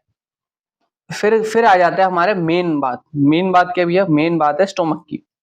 स्टमक सॉरी, मेन बात तो वैसे स्मॉल इंटेस्टाइन की है, लेकिन स्टमक भी आपका इंपॉर्टेंट है। स्टमक में क्या होता है, गैस्ट्रिक ग्लैंड होता है। क्या होता है, सब लोग याद भी कर रहे हैं ना, गैस्ट्रिक ग्लैंड होता है। गैस्ट्रिक ग्लैंड में क्या होता है, गैस्ट्रिक जूस होता है। गैस्ट्रिक जूस में हमारी 3 चीजें पाई जाती है जो कि बहुत ही इंपॉर्टेंट है from the respect of examination. क्या क्या है भैया वो बता दो हमें। एग्जामिनेशन सुन के हमारे कान बिल्कुल खतरनाक तरीके से एक्टिव हो जाते हैं। पहला है पेप्सिन, दूसरा है हाइड्रोक्लोरिक एसिड और तीसरा है म्यूकस। पेप्सिन क्या होता है, पेप्सिन मदद करता है आपके प्रोटीन के डाइजेशन में। अरे जिम विम वाले बॉयज थोड़ा नीचे कमेंट सेक्शन में बता दो कौन कौन जिम जा रहा है। तो जिम जो आप जाते हो उसके बाद जो आपका प्रोटीन डाइजेशन होता है, जैसे मैंने कल पनीर खाई, भैया फ्लेक्स कर रहे हो? नहीं, फ्लेक्स क्या कर रहा हूँ, खाई तो खाई, तुमने भी खाई होगी, कुछ ना कुछ तुम खाते रहते हो। तो पेप्सिन जो होता है वो आपका प्रोटीन के डाइजेशन में मदद करता है। और उसके बाद पेप्सिन जब प्रोटीन के डाइजेशन में मदद करता है, लेकिन पेप्सिन कहता है मेरे को एक चीज चाहिए, ऐसे ही नहीं करूंगा मैं प्रोटीन का डाइजेशन, मेरे को चाहिए कि जो आपका पेट हो यानी कि स्टमक हो वो एसिडिक नेचर का हो, तभी करूंगा डाइजेशन। तो हम कहते हैं, हमारा बॉडी कहता है यार कर देते हैं इसके लिए काम। हमारा body hydrochloric acid, acidic pH वाला हाइड्रोक्लोरिक एसिड रिलीज कर देता है और पेप्सिन अपना काम करने लग जाता है। लेकिन एक बात है, जैसे हमारे फूड जाता है ना अंदर, जैसे फूड जाता है अंदर तो पेट क्या करता है, हाइड्रोक्लोरिक एसिड फॉर्म करना शुरू कर देता है जिसकी वजह से पेप्सिन काम कर पाए। फिर क्या होता है यार, अगर हाइड्रोक्लोरिक एसिड ज्यादा फॉर्म हो गया या फिर उतना ही भी हुआ, तो हमारी पेट की जो इनर लाइनिंग है, हमारे यार पेट थोड़ी मतलब खाने को डाइजेस्ट करने के लिए हाइड्रोक्लोरिक चाहिए ना, लेकिन हमारे पेट को थोड़ी चाहिए। हमारी जो इनर लाइनिंग है पेट की वो तो फट जाएगी अगर हाइड्रोक्लोरिक एसिड आ गया। तो उससे प्रोटेक्ट करने के लिए हमारी इनर लाइनिंग को एक और चीज होती है हमारे पास, क्या होता है वो, म्यूकस। क्या होता है, म्यूकस होता है। आए समझ। अच्छा, जो आपको देखा होगा आपने, जब लोग खाना बहुत ज्यादा खा लेते हैं, बहुत ज्यादा भर के खा लेते हैं, तो उनके पेट में हाइड्रोक्लोरिक एसिड ज्यादा फॉर्म हो जाता है और उसके रिस्पेक्ट में म्यूकस क्या करता है, म्यूकस उतना ज्यादा सिक्रीट नहीं हो पाता है, इसलिए उनको एसिडिटी हो जाती है। तो फिर वो एक एंटी एसिड खा के अपने आप को न्यूट्रलाइज कर लेते हैं। आए समझ। ये 3 चीजें बहुत इंपॉर्टेंट है, पेप्सिन, हाइड्रोक्लोरिक एसिड और म्यूकस। भैया आगे बढ़ो आप। अब आगे आ गए हम किस पे आ गए, आए हाय, आ गए हम स्मॉल इंटेस्टाइन पे। तो स्मॉल इंटेस्टाइन क्या करता है अपना, स्मॉल इंटेस्टाइन के पास अपना, अच्छा मैंने आपको 3 चीजें बताई थी, सलाइवरी ग्लैंड, लिवर और पेनक्रियास। सलाइवरी ग्लैंड तो ऊपर पूरा हो गया यहाँ पे। अब लीवर और पेनक्रियास की बारी आई। लीवर क्या करता है, लिवर स्मॉल इंटेस्टाइन नहीं है वो, स्मॉल इंटेस्टाइन के अलावा, ये अच्छा इधर दिखाता हूं, ये है लिवर, ये दिख रहा है, ये है लिवर। ठीक है, तो लिवर क्या करता है वो अभी मैं बताऊंगा, लेकिन यहाँ पे लिवर, उसके बाद लिवर और पेनक्रियास कहाँ पे, पेनक्रियास इसके, हाँ ये रहा, ये रहा पेनक्रियास। तो पहले क्या करते हैं खाना, लिवर और पेनक्रियास भाई साहब क्या कहते हैं, भैया स्मॉल इंटेस्टाइन भाई साहब आप हमारे बहुत अच्छे मित्र हैं, हम आपकी मदद करेंगे कुछ ना कुछ। तो लिवर कहता है पहले मैं मदद करूंगा, पेनक्रियास कहता है फिर मैं मदद करूंगा, थोड़े पैसे मैं जुटाऊंगा, थोड़े पैसे ये जुटाएगा, उसके बाद तुम लैम्बोर्गिनी खरीदोगे। अच्छा, तो स्मॉल इंटेस्टाइन लैम्बोर्गिनी वाला है भाई साहब। तो लिवर क्या कहता है, मैं तुम्हारे लिए क्या कर देता हूँ, खाने के लिए बाइल जूस सिक्रीट कर देता हूँ। क्या कर देता हूँ, बाइल जूस सिक्रीट कर देता हूँ। अच्छा, बाइल जूस करता क्या है, emulsification of fats and alkaline food. क्या करता है, emulsification of fats and alkaline food. Emulsification का क्या मतलब होता है, तोड़ता है। क्या करता है, तोड़ता है। जो हमारे फैट होता है ना, फैट यानी कि तुम घी वगैरह खाते होगे, तेल वगैरह कंज्यूम करते हो, तो जो ये सारे तेल और घी और जितने भी फैट्स हैं उसको जो तोड़ने का काम होता है वो लिवर करता है। क्या करता है? लिवर करता है। और लिवर में ये जो स्टोर होता है बाइल जूस, वो कहाँ स्टोर होता है? वो स्टोर होता है गॉल ब्लैडर में। कहाँ पे स्टोर होता है? गॉल ब्लैडर में, जिसको हम हिंदी में पित्त की थैली भी कहते हैं ना। तो आपने देखा होगा, जैसे मेरे दादू का भी हुआ है, जिसका भी ये ऑपरेशन होता है जिसमें गॉल ब्लैडर को रिमूव करना पड़ता है। पित्त की थैली का ऑपरेशन जब होता है और उसको रिमूव करना पड़ता है, तो हम कहते हैं कि जो आपका फैट है उसको आप कम कंज्यूम करो, या फिर जितना रिड्यूस कर सकते हो। अगर नहीं कर सकते हो तो मत ही करो। क्यों? क्योंकि आपका बाइल जूस जो है वो अच्छे से सिक्रीट हो नहीं पा रहा है, इसलिए आपका जो फैट्स और अल्कलाइन फूड है वो अच्छे से डाइजेस्ट नहीं होगा। समझ आया? अब बात करते हैं पेनक्रियास की। पेनक्रियास क्या है? एक दोस्त ने पैसा दे दिया, आप कह रहे हैं मैं भी दूंगा, मैं भी दूंगा। दूसरा दोस्त ईगो में आ गया, मैं भी दूंगा भाई। तो पेनक्रियास क्या कहता है? तुमने यार बाइल जूस सिक्रीट किया, मैं पेनक्रियाटिक जूस सिक्रीट करूंगा। क्या करूंगा? पेनक्रियाटिक जूस सिक्रीट करूंगा। इसमें आगे जाएंगे 3 पार्ट। क्या क्या 3 पार्ट?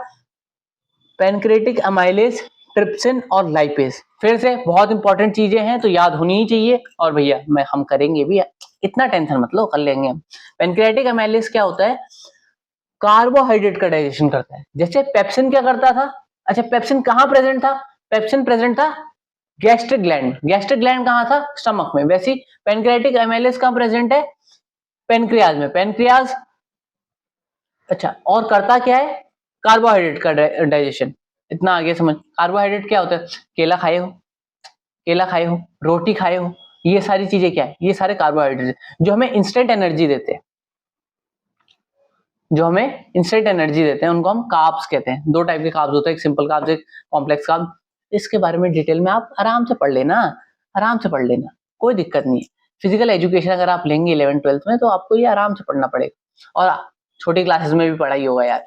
ट्रिप्सिन, उसके बाद बात आती है ट्रिप्सिन की। ट्रिप्सिन क्या करता है? प्रोटीन का डाइजेशन। यार ट्रिप्सिन ने कहा, पेप्सिन भाई मैं तुम्हारे छोटा भाई, पेप्सिन भाई मैं तुम्हारे छोटा भाई हूँ, तुम मेरे को छोटा भाई मान के चलो, तुमसे जो बच जाएगा, बड़े भाई तुमसे जो कसर बच जाएगी वो छोटा भाई पूरी करेगा। तो प्रोटीन का डाइजेशन एक बार पेप्सिन ने किया, जितना ज्यादा कर सकता था उसने कर दिया। उसने कहा यार छोटे भाई अब थोड़ा बहुत यार मदद तू भी कर दे। तो उसने कहा कि थोड़ा बहुत जो प्रोटीन का डाइजेशन है वो ट्राइपेज भी कर, सॉरी ट्रिप्सिन भी कर देता है। उसके बाद बात आती है लाइपेज की। लाइपेज भाई साहब क्या करते हैं? अच्छा, जैसे ट्रिप्सिन भाई थे पेप्सिन भाई के छोटे भाई, वैसे ही लाइपेज भाई हैं लिवर यानी कि बाइल जूस वगैरह सिक्रीशन के छोटे भाई। ये भी क्या करते हैं? Digestion of emulsified fat, digestion of emulsified. इतना सबको याद रहेगा। आगे बढ़े, बिल्कुल बढ़ो भैया, आगे बढ़ो। इसके बाद स्मॉल इंटेस्टाइन क्या करता है? अब आप ये बताओ। ये सारे स्मॉल इंटेस्टाइन के ही छोटे भाई बहन है, लिवर और पेनक्रियास, ठीक है। अच्छा, स्मॉल इंटेस्टाइन क्या करता है? ये भी सिक्रीट करता है इंटेस्टिनल जूस। क्या? इंटेस्टिनल जूस, जिसको हम कहते हैं फाइनल डाइजेशन ऑफ फूड।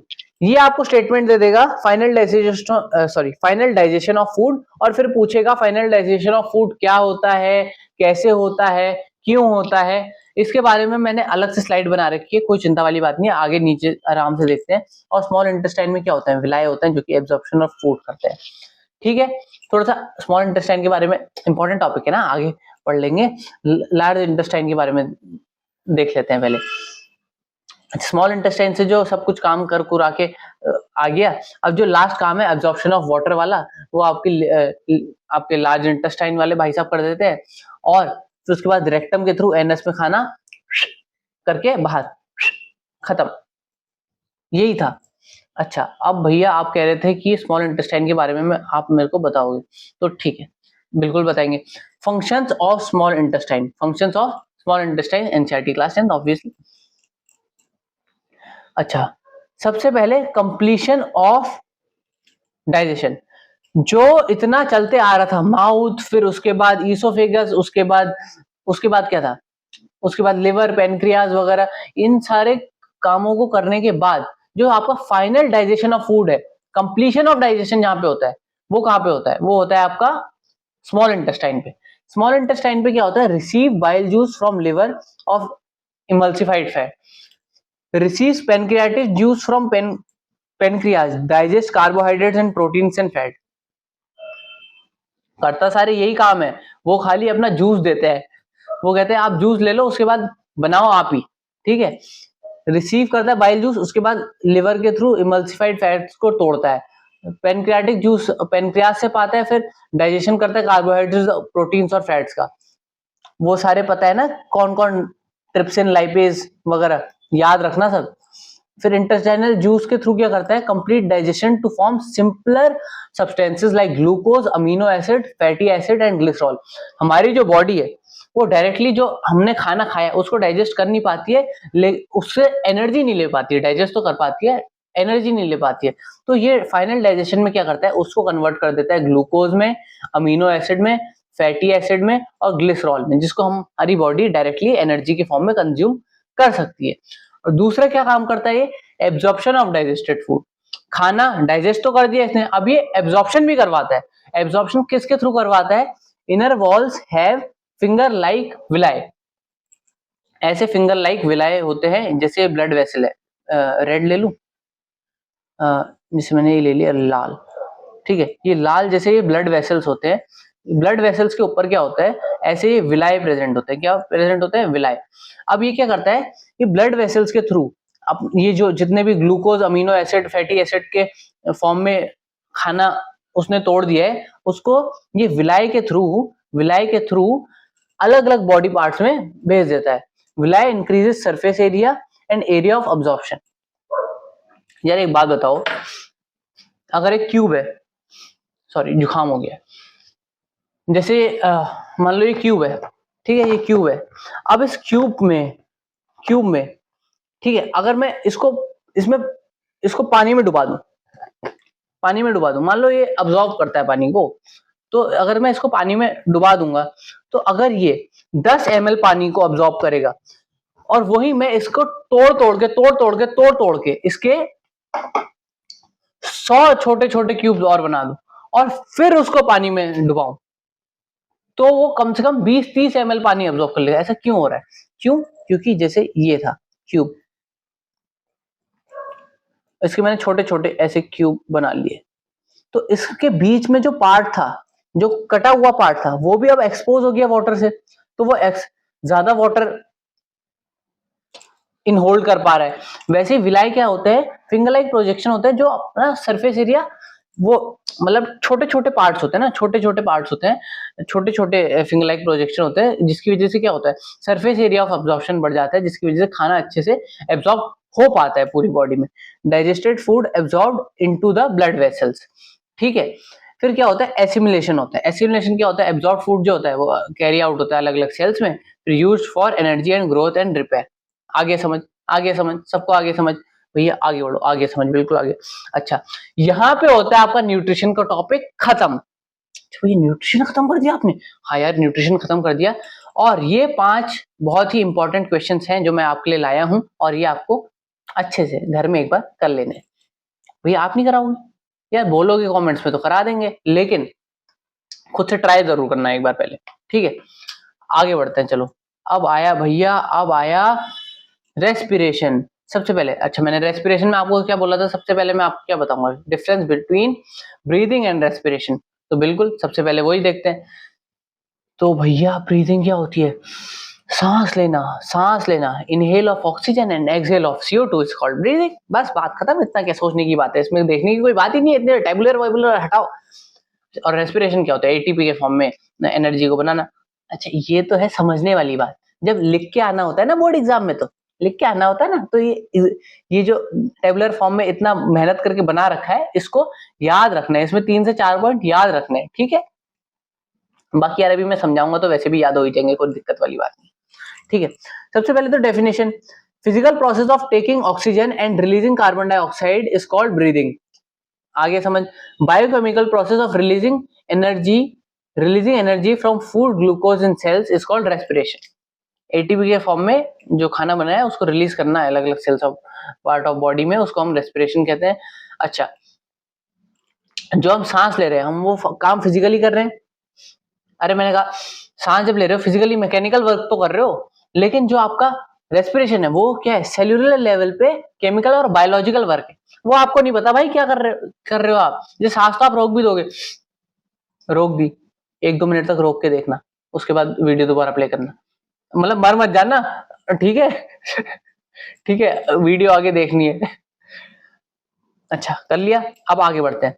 तो ये जो काम किया आपने, ये आपने फिजिकली कर लिया था, लेकिन क्या आप अंदर जो खाना बन रहा है उसको रोक सकते हो क्या? वो फिजिकल वर्क है? नहीं, वो तो केमिकल और बायोलॉजिकल वर्क है। तो ये क्या है? सेल्यूलर केमिकल और बायोलॉजिकल वर्क है रेस्पिरेशन।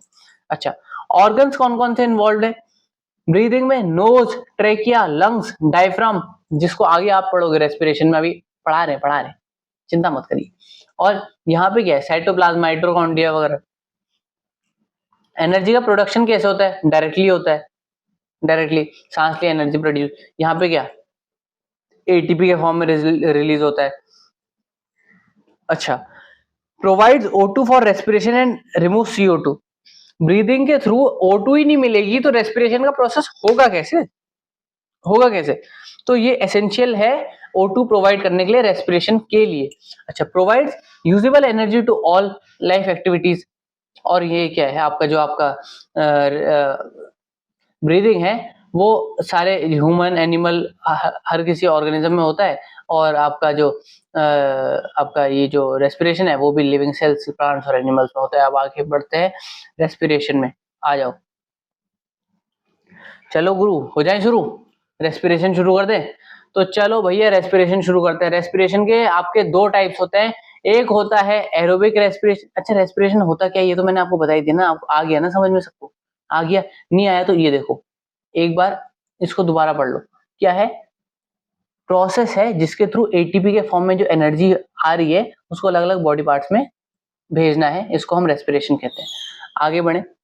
अच्छा, रेस्पिरेशन के फिर फर्दर दो टाइप्स आते हैं, एक होता है एरोबिक रेस्पिरेशन, ये सब एनसीईआरटी के अकॉर्डिंग चल रहा है, एरोबिक रेस्पिरेशन, और दूसरा आता है एनाएरोबिक रेस्पिरेशन।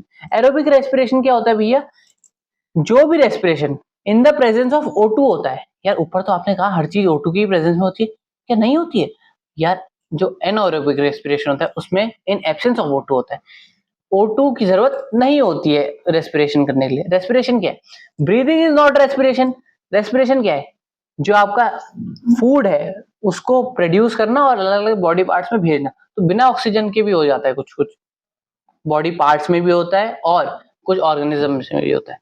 तो इसकी तो आपको रिएक्शन पता ही है जब आपका एरोबिक रेस्पिरेशन होगा। अच्छा, रिएक्शन पता ही है वाली बात अलग है, और ये याद होनी चाहिए, दोबारा से ये याद होनी चाहिए। ग्लूकोज क्या करता है? ग्लूकोज टूट के बनाता है CO2, H2O और एनर्जी। जो खाना ग्लूकोज बना दिया था ना हमने न्यूट्रिशन वाले पार्ट में, याद आया? स्मॉल इंटेस्टाइन में ग्लूकोज। अब वो ग्लूकोज अपने आप को तोड़ के क्या बनाता है रेस्पिरेशन में? CO2, H2O और एनर्जी। CO2 तो हमारे किसी काम के नहीं है तो हम नॉस्ट्रल से बाहर कर देते हैं।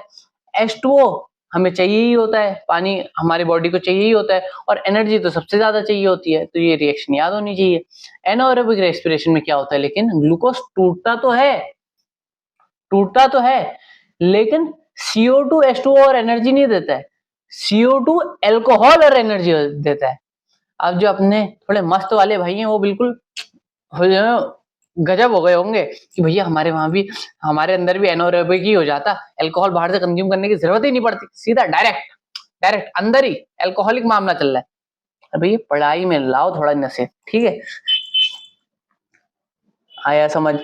तो ग्लूकोज क्या करता है? एनाएरोबिक रेस्पिरेशन में अल्कोहल, CO2 और एनर्जी बनाता है। या फिर ग्लूकोज क्या करता है? लैक्टिक एसिड और एनर्जी बनाता है। ये हमारे कहाँ पे होता है? हमारी बॉडी में भी होता है ये। हाँ, ये हमारे घुटनों में होता है। कहाँ पे होता है? घुटनों में। लैक्टिक एसिड बनता है और एनर्जी बनती है, क्योंकि हमारे घुटनों को लैक्टिक एसिड की जरूरत होती है ना यार, समझो बात, जरूरत के हिसाब से करते हैं हम काम, ठीक है? तो आगे बढ़ो भैया। अच्छा, ये आया बात, ये क्या आई बात भैया? ये है आपके बहुत ही प्यारा डायग्राम जो कि बताता है breakdown of glucose by various pathways. Glucose जो है वो अलग अलग तरीके से अलग अलग जगह कैसे टूटता है, इसको हम इस डायग्राम में समझेंगे। सबसे पहले आ जाओ इधर पे, ये देख रहे हो ग्लूकोज को, जहां मेरे पेन चलेगी वहीं पे देखना है सिर्फ। ग्लूकोज साइटोप्लाज्म में पायरुवेट मॉलिक्यूल में कन्वर्ट होता है। बहुत इंपॉर्टेंट डायग्राम है, ये पूरा डायग्राम आना चाहिए एज इट इज पूछ लेता है। Break down of glucose by various pathways बताओ पूछ लेता है एनसीईआरटी सॉरी बोर्ड में 3 मार्क्स में 3 मार्कर आया समझ। तो ग्लूकोज क्या करता है, 6 कार्बन मॉलिक्यूल होता है C6H12O6, 6 कार्बन है ना C6, ठीक है। साइटोप्लाज्म में वो पायरुवेट में कन्वर्ट हो जाता है जो कि 3 कार्बन मॉलिक्यूल है, ठीक है। उसके बाद अब इनको पहले भूल जाओ, भूल गए भैया, बिल्कुल भूल गए, बिल्कुल भूल गए। इधर देखो, पायरुवेट एब्सेंस ऑफ ऑक्सीजन में, जो कि यीस्ट में होता है। यीस्ट पता है सबको, जो भी आपका ब्रेड बनता है उसका जो फर्मेंटेशन होता है वो उसमें यीस्ट लगता है। क्या लगता है? यीस्ट लगता है। यीस्ट एक तरीके का फंजाई होता है। तो pyruvate absence of oxygen yeast जैसे ऑर्गेनिज्म में क्या किस में कन्वर्ट हो जाता है फिर? इथेनॉल, CO2 और एनर्जी। किस में कन्वर्ट हो जाता है? इथेनॉल, CO2 और एनर्जी। अच्छा भैया, अब बाकी भी बता दो, इनको तो आपने काट दिया, तो भैया दोबारा सही कर लेंगे और क्या, इरेजर है अपने पास। अच्छा, अब आ जाओ इधर पे, फिर पायरुवेट, सॉरी पेन ही ठीक थी, ठीक है। फिर पायरुवेट क्या करता है, लैक ऑफ ऑक्सीजन में ह्यूमन मसल सेल्स में क्या करता है, जब लैक ऑफ ऑक्सीजन होता है, यार जब हम कब, जैसे मैं बीमार अभी कल परसों बीमार पड़ा था, तो मेरे नाक से सांस ली जा रही थी, तो मुझे मुंह से सांस लेनी पड़ रही थी, तो लैक ऑफ ऑक्सीजन हो रहा था। लैक ऑफ ऑक्सीजन में क्या होता है, जब बहुत ज्यादा लैक ऑफ ऑक्सीजन हो जाता है तो लैक्टिक एसिड और एनर्जी प्रोड्यूस कर देता है वो, CO2 वाटर और एनर्जी की जगह। इसीलिए जब लैक ऑफ ऑक्सीजन होता है तो बहुत सारे लोगों को क्रैम्प्स आ जाते हैं, पैरों में क्रैम्प्स आ जाते हैं, लंगड़ाने लगते हैं लोग, वीकनेस आ जाती है। क्यों हो रहा है ये? लैक ऑफ ऑक्सीजन की वजह से। किसकी वजह से? लैक ऑफ ऑक्सीजन की वजह से। तो लैक ऑफ ऑक्सीजन की वजह से क्या प्रोड्यूस हो जाता है? सबसे पहले ग्लूकोज 6 कार्बन मॉलिक्यूल किसमें कन्वर्ट हो रहा है? पायरुवेट में 3 कार्बन मॉलिक्यूल में। फिर अगर एब्सेंस ऑफ ऑक्सीजन है जैसे यीस्ट वाले मॉलिक्यूल में, तो इथेनॉल, CO2 और एनर्जी में कन्वर्ट हो रहा है। अगर लैक ऑफ ऑक्सीजन है जैसे ह्यूमन मसल सेल्स में, तो किस में कन्वर्ट हो रहा है? लैक्टिक एसिड और एनर्जी में। और अगर प्रेजेंस ऑफ ऑक्सीजन में कन्वर्ट हो रहा है तो तब तो आपको पता ही है, CO2 वाटर और एनर्जी में। आया सबको समझ? आया सबको समझ? बिल्कुल आया भैया, आगे बढ़ो। अच्छा, अब आता है difference between aerobic and anaerobic respiration, जो कि मैंने आपको बता भी दिया था। बस ये सारे फीचर्स देख लेना और एक बार रीड कर लेना। किससे करोगे रीड? अरे PDF से कर लेना। उसके बाद बात करते हैं ब्रीदिंग इन ह्यूमन बींग्स। अब ब्रीदिंग होती कैसे है हम ह्यूमन बींग्स में, वो बात करेंगे। ये प्यारा सा डायग्राम आपका एनसीईआरटी का है, सबने देखा है? सबने देखा है, बिल्कुल देखा है भैया। ये हमारी नोज है, फिर नॉस्ट्रल है, फिर माउथ है, फिर फिर माउथ है, फिर ये आपका बकल कैविटी है, ये आपका लैरिंग्स है, ये मेरा जैसे एडम्स एप्पल है, ये आपका लैरिंग्स है, फिर आपका फेरिंग, उससे ऊपर आपका फेरिंग्स है, ट्रैकिया है, ब्रोंकाई है, लंग है, ब्रोंक्यूल है, एल्वियोलाई है, डायफ्राम है, चेस्ट कैविटी है। तो इतना सारा आपने क्यों बता दिया भैया? एक एक करके समझाते ना। अरे एक एक करके समझा रहा हूँ यार, चिंता मत करो बस। अच्छा ठीक है, तो ये एक एक करके समझाओ अब आप। ठीक है जी, आगे चलो। तो सबसे पहले क्या है, हम सांस किससे लेते हैं? अपने नॉस्ट्रल से। ये जो हमारे दो ये दिख रहे हैं ना छेद, इसको क्या कहते हैं हम? दो हमारी नॉस्ट्रल है। फिर नॉस्ट्रल से कहाँ जाता है हमारा क्या? ऑक्सीजन नेसल पैसेज में। फिर नेसल पैसेज से कहाँ जाता है? फेरिंग्स में। फेरिंग्स क्या होता है? फेरिंग्स एक ये दिख रहा है फेरिंग्स, ये है आपका फेरिंग्स। फेरिंग्स एक ऐसी जगह है जहां पे जब हम खाना भी खा रहे हैं, देखो खाना भी खा रहे हैं तो खाना भी हमारे ईसोफेगस के थ्रू जा रहा है, और ये आपका जब हम सांस लेते हैं तो ऑक्सीजन भी हमारे ईसोफेगस के थ्रू ही जा रही है। तो ये जो आपका फेरिंग्स होता है, ये एक टाइप का जंक्शन पॉइंट होता है जहां पे ये डिवाइड करता है किसको? डिवाइड करता है किसको? ह्यूमन रेस्पिरेटरी सिस्टम को और ह्यूमन एलिमेंट्री कैनाल होता है ना। हाँ, तो यहाँ पे क्या कन्वर्ट होता है? यहाँ पे हमारा जो खाना अलग जगह चले जाता है, यानी ईसोफेगस के थ्रू, ये तो ईसोफेगस के थ्रू जो हमने पीछे पढ़ा उधर, और जो आपका ऑक्सीजन है वो आपका ह्यूमन रेस्पिरेटरी सिस्टम में चले जाता है, फेरिंग्स में। अच्छा, अब आगे बढ़ो भैया। फेरिंग्स के बाद क्या होता है, फेरिंग्स के बाद आते हैं हम लैरिंग्स पे। लैरिंग्स क्या है, वॉइस बॉक्स है अपना, वॉइस बॉक्स है अपना, उसके काम अभी हम आगे देखेंगे। उसके बाद ट्रैकिया में जाता है, उसके बाद ब्रोंकाई, फिर ब्रोंक्यूल, फिर एल्यूलाई, फिर सीधा ब्लड में। अरे ब्लड में ही नहीं जाएगा ऑक्सीजन तो फिर फायदा ही क्या हुआ एनर्जी। अच्छा, और जब ब्लड से खाना खाना कह रहा हूँ, ब्लड से जब ग्लूकोज फिर टूट के, अभी हमने ऊपर देखा ना, ग्लूकोज टूट के दोबारा कार्बन डाइऑक्साइड, वाटर, और जब वाटर और एनर्जी प्रोड्यूस कर देता है तो फिर कार्बन डाइऑक्साइड इसी ब्लड से फिर एल्विलाई में जाती है, फिर ब्रोंक्यूल्स, फिर ब्रोंकाई, फिर ट्रैकिया, फिर लैरिंग्स, फिर फेरिंग्स, फिर नेसल पैसेज, फिर नॉस्ट्रल। आया समझ सीक्वेंस समझ आ गया। ये सीक्वेंस याद होना चाहिए, ये सीक्वेंस याद होना चाहिए। ठीक है भैया, आगे बढ़ो अब आप। अच्छा, इधर पे आ गए क्या हम। तो यार ऐसा होता है ना, ये देखो, ये है आपके लंग्स, ये क्या है आपके लंग्स, ये है आपके लंग्स। अब इन लंग्स में ये जो पार्ट है, ये क्या है आपका ब्रोंकस, ब्रोंकस। फिर ये जो पार्ट है, ये क्या है आपका, ये क्या है आपका ब्रोंक्यूल, ब्रोंक्यूल। अब सारा काम जो होता है ना ह्यूमन रेस्पिरेटरी सिस्टम का, वो यहां से शुरू होता है। ब्रोंक्यूल में जाता है आपका ऑक्सीजन, उसके बाद एल्वियोलाई करता है सारा काम, जिसको हम एयर सैक भी कहते हैं। अब वो काम क्या करता है, कैसे करता है, उसी को हम आगे पढ़ेंगे। डायफ्राम तो सबको पता ही होगा, डायफ्राम तो सबको पता ही होगा, नहीं पता है तो आगे स्लाइड बना रखिए, कोई चिंता वाली बात नहीं।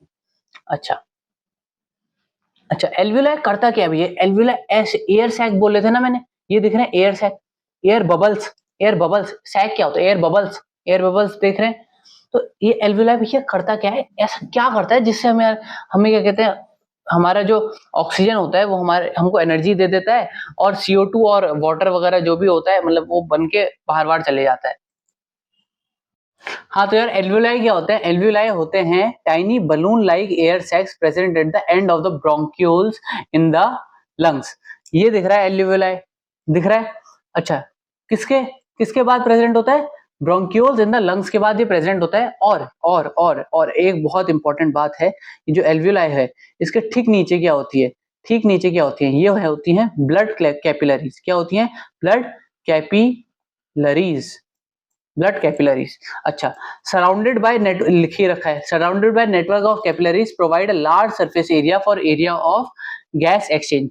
होता क्या है यार, यहाँ पे एल्वियोलाई के पास क्या है, ऑक्सीजन है। अब ऑक्सीजन हमारे ब्लड के अलग अलग बॉडी पार्ट्स को चाहिए, तो अलग अलग बॉडी पार्ट्स को चाहिए तो क्या होता है, ये ऑक्सीजन को हम यहाँ से एल्वियोलाई से ब्लड कैपिलरीज में दे देते हैं, ऑक्सीजन का ट्रांसपोर्ट। और जो ब्लड कैपिलरीज में CO2 है वो वापस एल्वियोलाई सैक में CO2 दे देते हैं। और फिर वैसे ही जैसे हमने ये वाला ये पढ़ा, ब्लड से एल्वियोलाई, फिर ब्रोंक्यूल, फिर ब्रोंकाई, ट्रैकिया।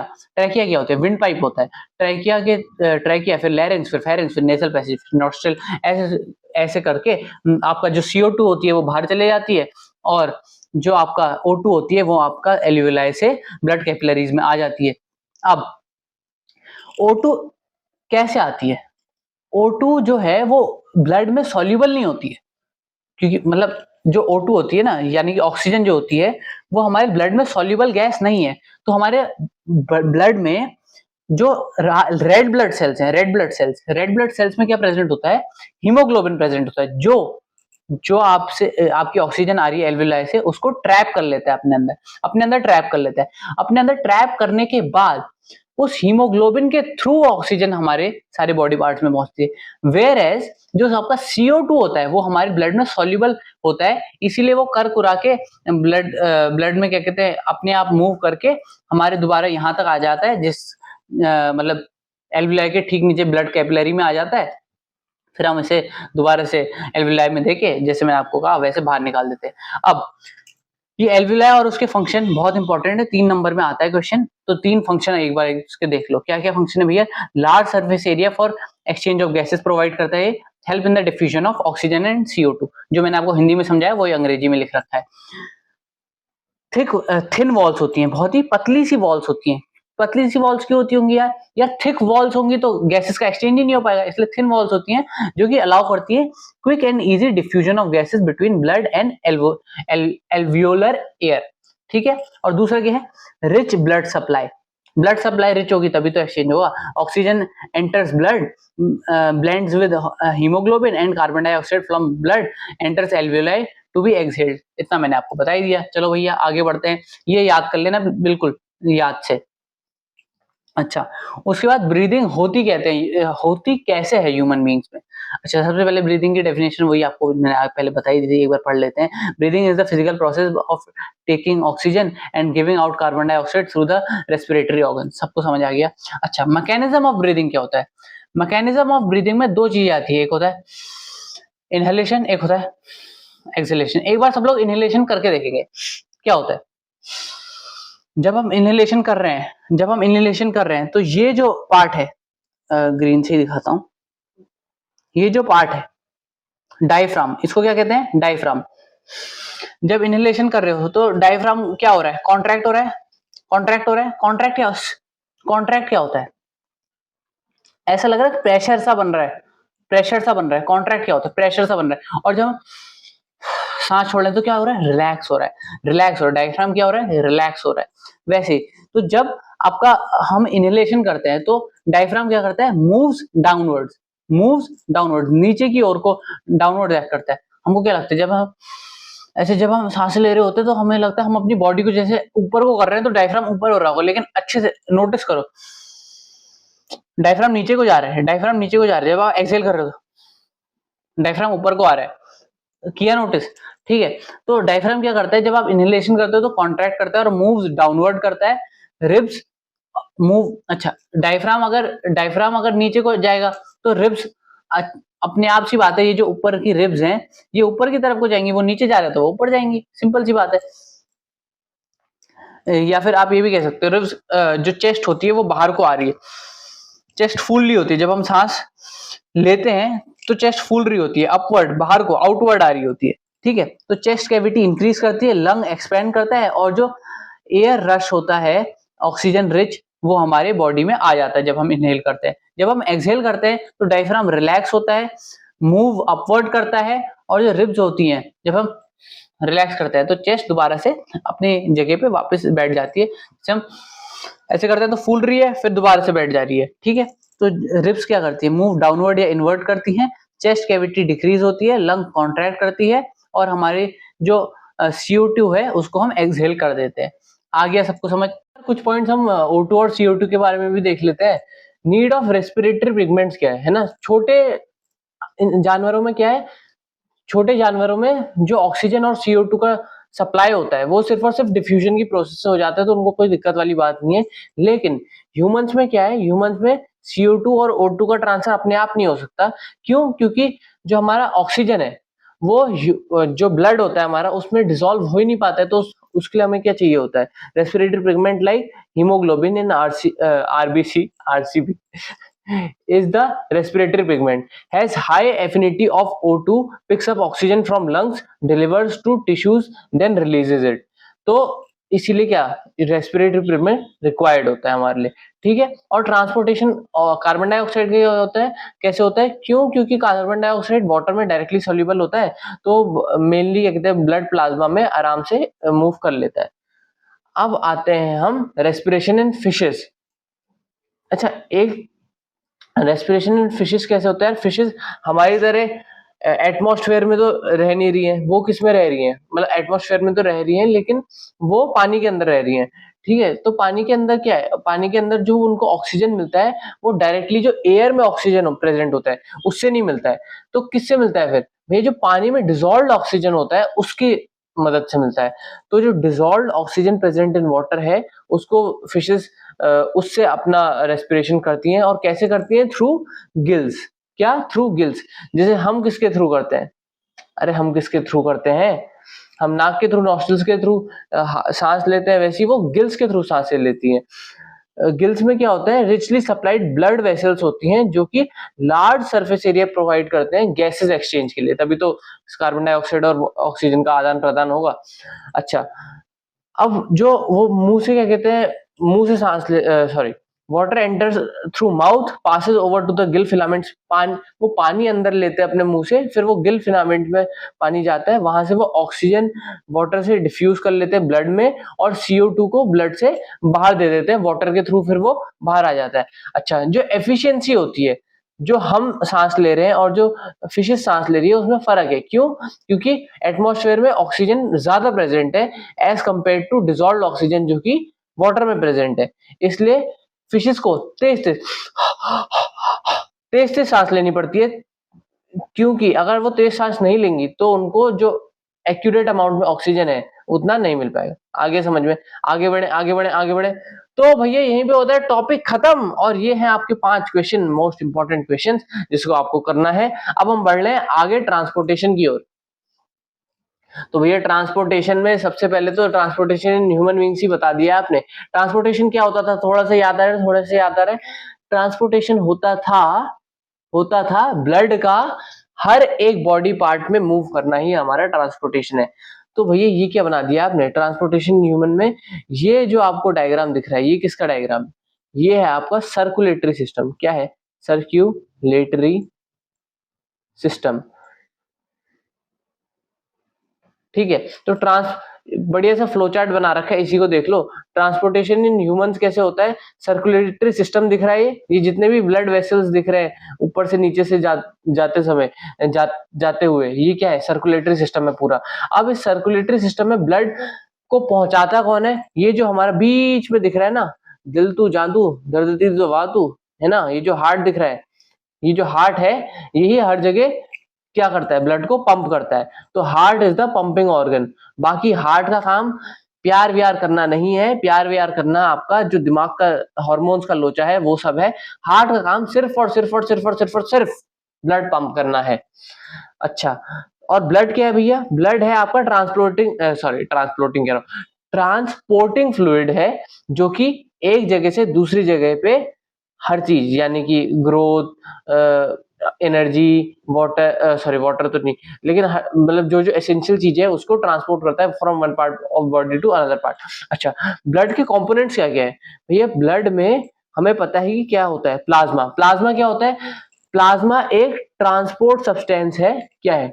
अच्छा, ब्लड का जो टोटल कंपोनेंट होता है ना, जो ब्लड होता है उसमें से आपका 55% प्लाज्मा होता है। क्या होता है? प्लाज्मा। और जो 45% होता है वो होता है रेस्ट ऑफ आरबीसी, डब्ल्यूबीसी, और आपका क्या बचा? डब्ल्यूबीसी और आपका प्लेटलेट्स। ठीक है, तो जो 55% प्लाज्मा होता है, जो ब्लड का लिक्विड पार्ट है, जो फ्लूइड पार्ट है, वो ये प्लाज्मा ही होता है। ये क्या होता है? Fluid part. क्या होता है? Fluid part. और ये जो बाकी आरबीसी डब्ल्यूबीसी है, ये तो अपना काम दिखाते ही है, वो मैं आपको दिखा रहा हूँ। प्लाज्मा क्या है? ट्रांसपोर्टिंग सब्सटेंस है। आरबीसी क्या है? आरबीसी के अंदर क्या होता है? हीमोग्लोबिन होता है। हीमोग्लोबिन होता है। हीमोग्लोबिन क्या करता है? कैरी करता है ऑक्सीजनेटेड ब्लड को। क्या करता है? कैरी करता है ऑक्सीजनेटेड ब्लड को। और डब्ल्यूबीसी क्या करती है? डब्ल्यूबीसी क्या करती है? Fight infection. जो भी, जैसे मेरे को बीमारी हो, मैं बीमार पड़ गया, जुकाम हो गया, बुखार हो गया, आप बीमार पड़ गए, या कुछ भी हो गया, तो जो बाहर से जो हमारे अंदर एंटीबॉडीज बनाता है उस इन्फेक्शन से लड़ने के लिए, वो कौन करता है? डब्ल्यूबीसी। डब्ल्यूबीसी यानी व्हाइट ब्लड सेल्स।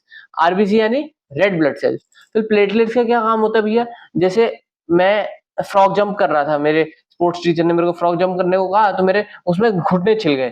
ठीक है, घुटने छिल गए, तो घुटने छिलने के बाद उसमें क्या हुआ, हल्की सी कुछ दिनों बाद ब्राउन छिलने के बाद ब्लड आया, उसमें ब्लड मैंने क्लीन विन किया, उसके बाद कुछ दिनों बाद उसमें क्या ब्राउन ब्राउन सी लेयर आने लगी। तो वहां पे क्या हुआ? ब्लड की क्लॉटिंग होनी शुरू हो गई। ब्लड की क्लॉटिंग होनी शुरू हो गई। तो ब्लड की क्लॉटिंग कौन करता है? प्लेटलेट्स करते हैं। कौन करते हैं? प्लेटलेट्स करते हैं। अच्छा, कंपोनेंट्स देख लिए। अब ब्लड वेसल्स 3 टाइप की होती हैं, ये सबको पता होना चाहिए और बहुत ही इंपॉर्टेंट चीज है। आगे हमने थोड़ा सा इसको और इलेबोरेट करके भी क्या रखा है। तीन प्रकार की ब्लड वेसल्स होती है। कौन कौन सी? एक होती है आपकी आर्टरीज, दूसरी होती है आपकी वेन, तीसरी होती है आपकी कैपिलरीज। आर्टरीज क्या करती है? Carry blood away from heart. A से आर्टरी, ए से अवे, ए से आर्टरी, ए से अवे। तो जो आर्टरी होती है वो क्या करती है?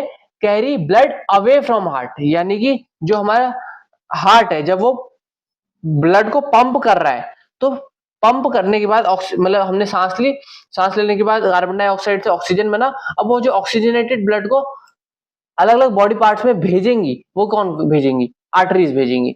तो भैया वेन्स क्या करेंगी? Carries blood towards the heart. जैसे हम सांस लेते हैं, तो सांस लेने के बाद जो कार्बन डाइऑक्साइड वाला ब्लड है, डीऑक्सीजनेटेड ब्लड है, कार्बन डाइऑक्साइड रिच ब्लड है, वो हार्ट तक कौन ले जाएगा? वो ले जाएंगी आपकी वेन्स। कौन ले जाएंगी? आपकी वेन्स। तो वेन क्या करेगी?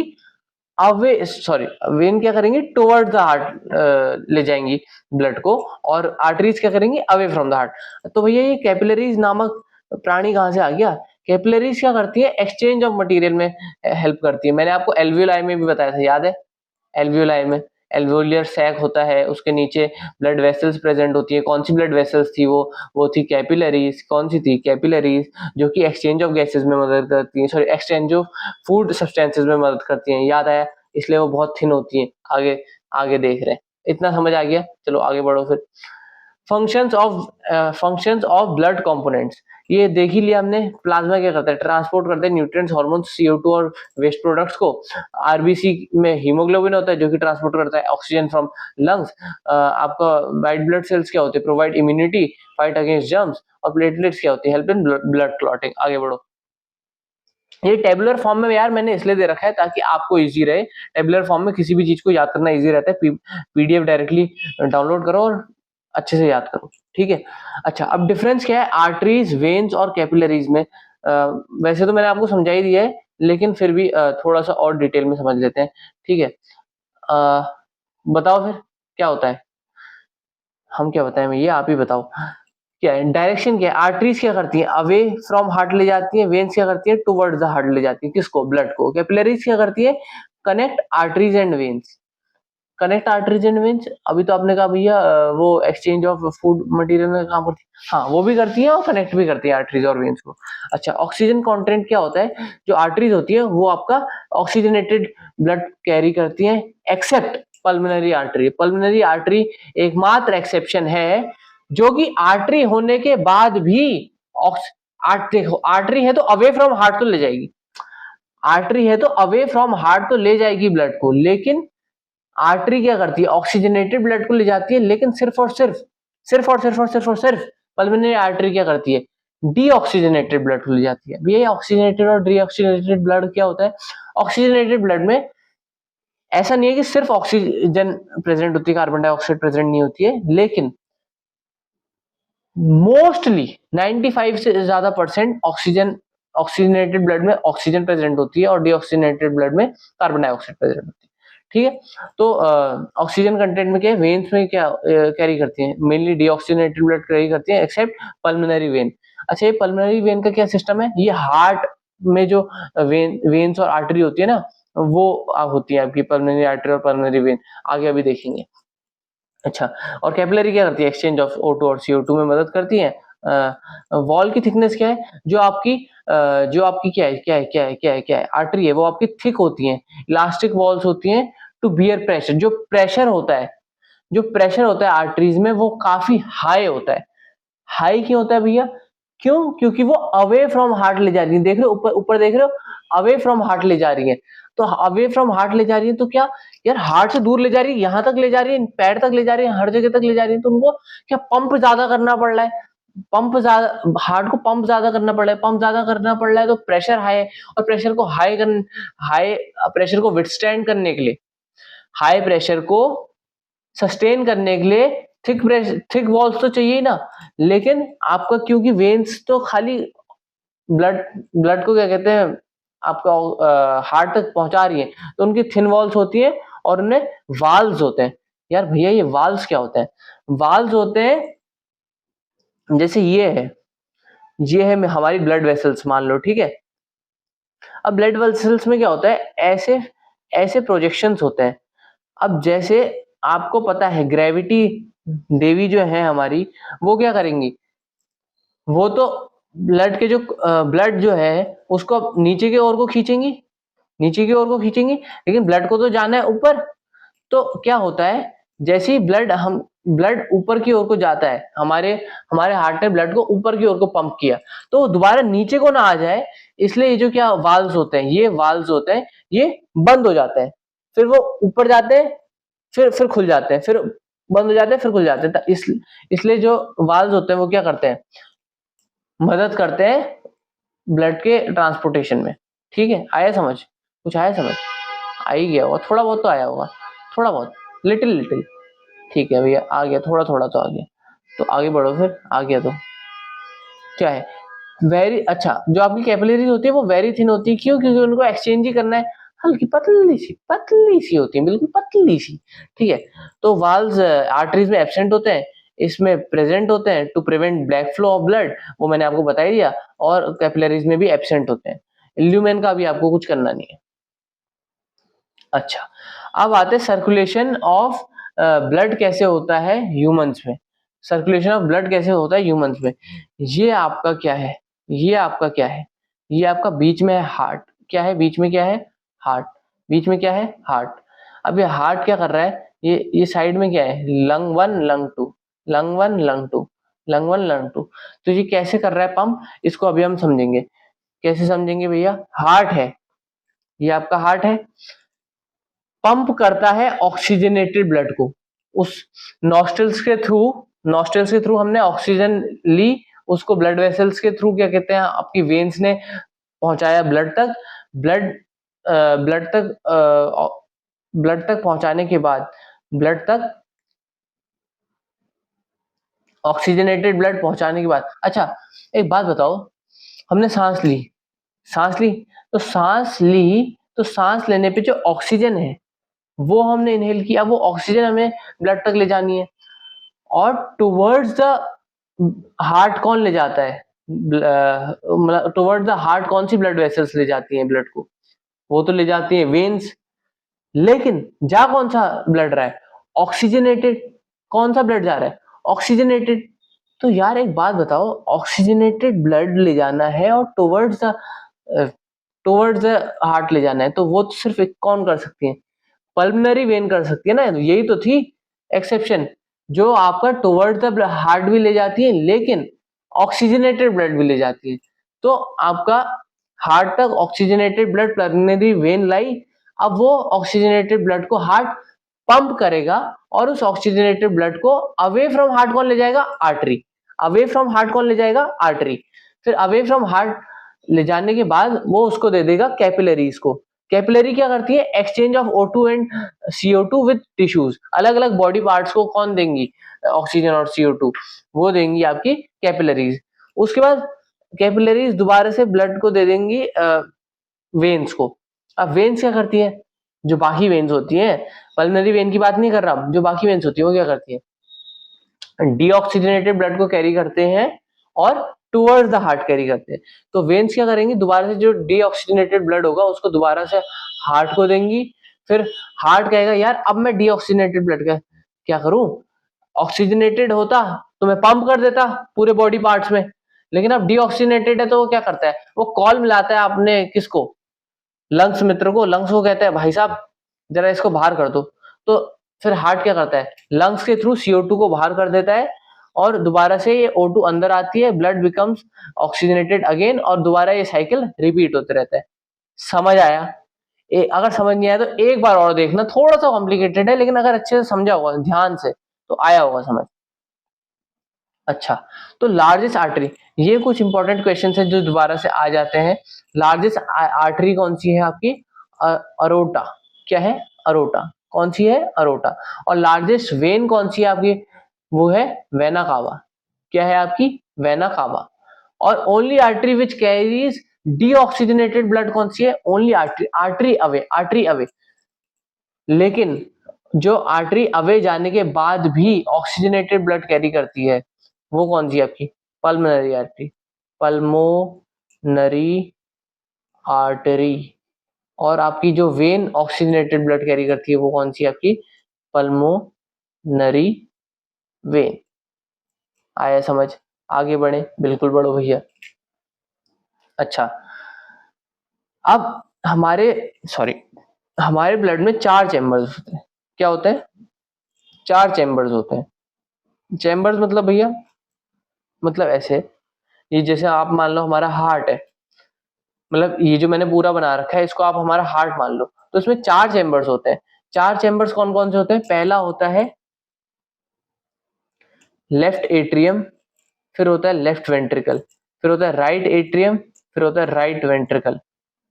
ये भैया इसको लेफ्ट कैसे कह दिया, ये तो हमारा राइट है। ये ना हम, मतलब आप जैसे मैं ऐसे खड़ा हूं, आप मेरे को ऐसे लेके चलो, तो ये मेरा लेफ्ट है और ये मेरा राइट है। इसको ऐसे स्टडी करते हैं हम। आया समझ? आया समझ? हाँ, तो ऐसे हम स्टडी करते हैं, ठीक है। तो ये क्या है आपका लेफ्ट एट्रियम, यहाँ पे दिख रहा है। ये क्या है आपका लेफ्ट वेंट्रिकल, ये क्या है आपका राइट एट्रियम, और ये क्या है आपका राइट वेंट्रिकल।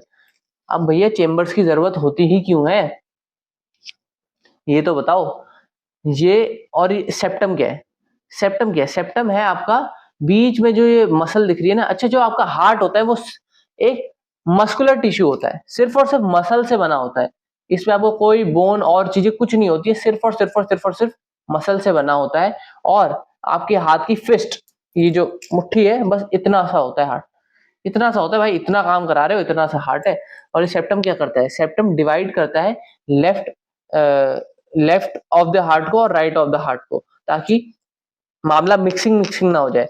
जो अभी मैं आगे पढ़ाऊंगा कि कैसे ऑक्सीजनेटेड और डीऑक्सीजनेटेड ब्लड कैरी आउट होता है, वो आपका मिक्स ना हो जाए। इसलिए सेप्टम क्या करता है, वो एज अ वॉल खड़ा हो जाता है बीच में। ये आपको वेना कावा पता ही है। वेना कावा क्या है? वेना कावा क्या है, कोई बताएगा? वेना कावा है, क्या है? लॉन्गेस्ट वेन, और उल्टा क्या है? लॉन्गेस्ट या लार्जेस्ट आर्टरी। अच्छा, अब भैया ये मामला चलता कैसा है ये बताओ। ये तो आपने बढ़िया कर दिया, फ्लो चार्ट भी बनाई दिया हमारे लिए, बड़े अच्छा काम करते हो आप। Right ventricle, right atrium, left ventricle, left atrium, left ventricle, ये मैंने आपको बताई दिया। एट्रियम और वेंट्रिकल में डिफरेंस क्या है? जो एट्रियम होता है वो आपके अपर चेम्बर्स होते हैं। एट्रियम क्या होते हैं? आपके अपर चेम्बर्स होते हैं। और जो वेंट्रिकल होते हैं वो आपके लोअर चेम्बर्स होते हैं, नीचे वाला पार्ट बेसिकली। और जो आपके एट्रियम होते हैं वो थिन वॉल्ड होते हैं। थिन वॉल्ड होते हैं, तो याद करो थिन वॉल्ड क्यों होंगे? थिन वॉल्ड इसलिए होंगे क्योंकि यहाँ पे ब्लड आ रहा होगा, और आ रहा होगा तो प्रेशर ज्यादा होगा ही नहीं, और प्रेशर ज्यादा नहीं होगा तो थिक वॉल की जरूरत ही नहीं है। लेकिन जो वेंट्रिकल होते हैं वो आपके थिक वॉल्ड होते हैं। थिक वॉल्ड क्यों? क्योंकि यहाँ से ब्लड क्या कर रहा होगा, पूरे बॉडी पार्ट्स में पंप कर रहा होगा ब्लड को, पूरे बॉडी पार्ट्स में पंप कर रहा होगा ब्लड को, और पंप करेगा तो थिक वॉल तो चाहिए क्योंकि हाई प्रेशर है। अच्छा, जो एट्रियम होते हैं, यानी कि ये जो ऊपर के पार्ट होते हैं, ये क्या करते हैं? रिसीव करते हैं ब्लड को। और जो नीचे के पार्ट है वो क्या करते हैं? पंप करते हैं ब्लड को various parts of the body में। आया समझ?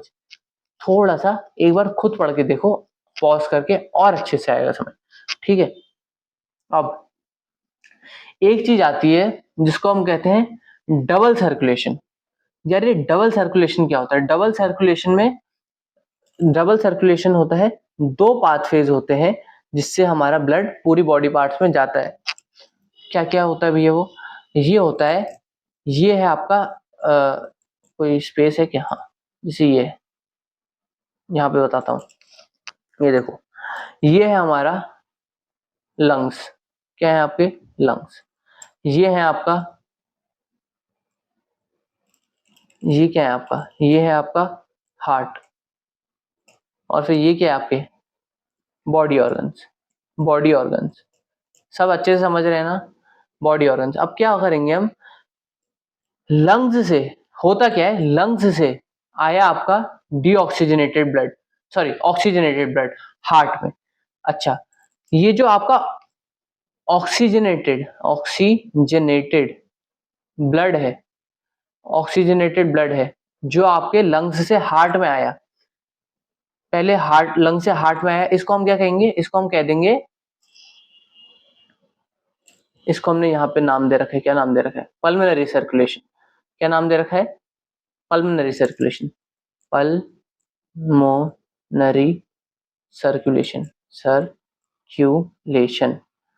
अच्छा, और दूसरा सर्कुलेशन क्या होता है? दूसरा सर्कुलेशन होता है आपका जब हार्ट से अदर बॉडी पार्ट्स में जब हार्ट पंप करता है ऑक्सीजनेटेड ब्लड को, क्या करता है, पंप करता है ऑक्सीजनेटेड ब्लड को, उसको क्या कहते हैं हम, यही ऑक्सीजनेटेड ब्लड को पंप कर रहा है, इसको क्या कहते हैं हम, सिस्टमिक, क्या कहते हैं, सिस्टमिक कहते हैं, सिस्टमिक कहते हैं, सिस्टमिक सर्कुलेशन, क्या कहते हैं, सिस्टमिक सर्कुलेशन,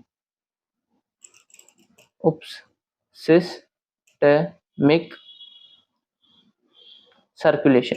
सबको समझ आ रहा है ना, सबको समझ आ रहा है ना, अच्छा, सिस्टमेटिक सर्कुलेशन कहते हैं। अब यार बॉडी जो है, बॉडी पार्ट्स भी तो अपना कुछ जलवा दिखाएंगे।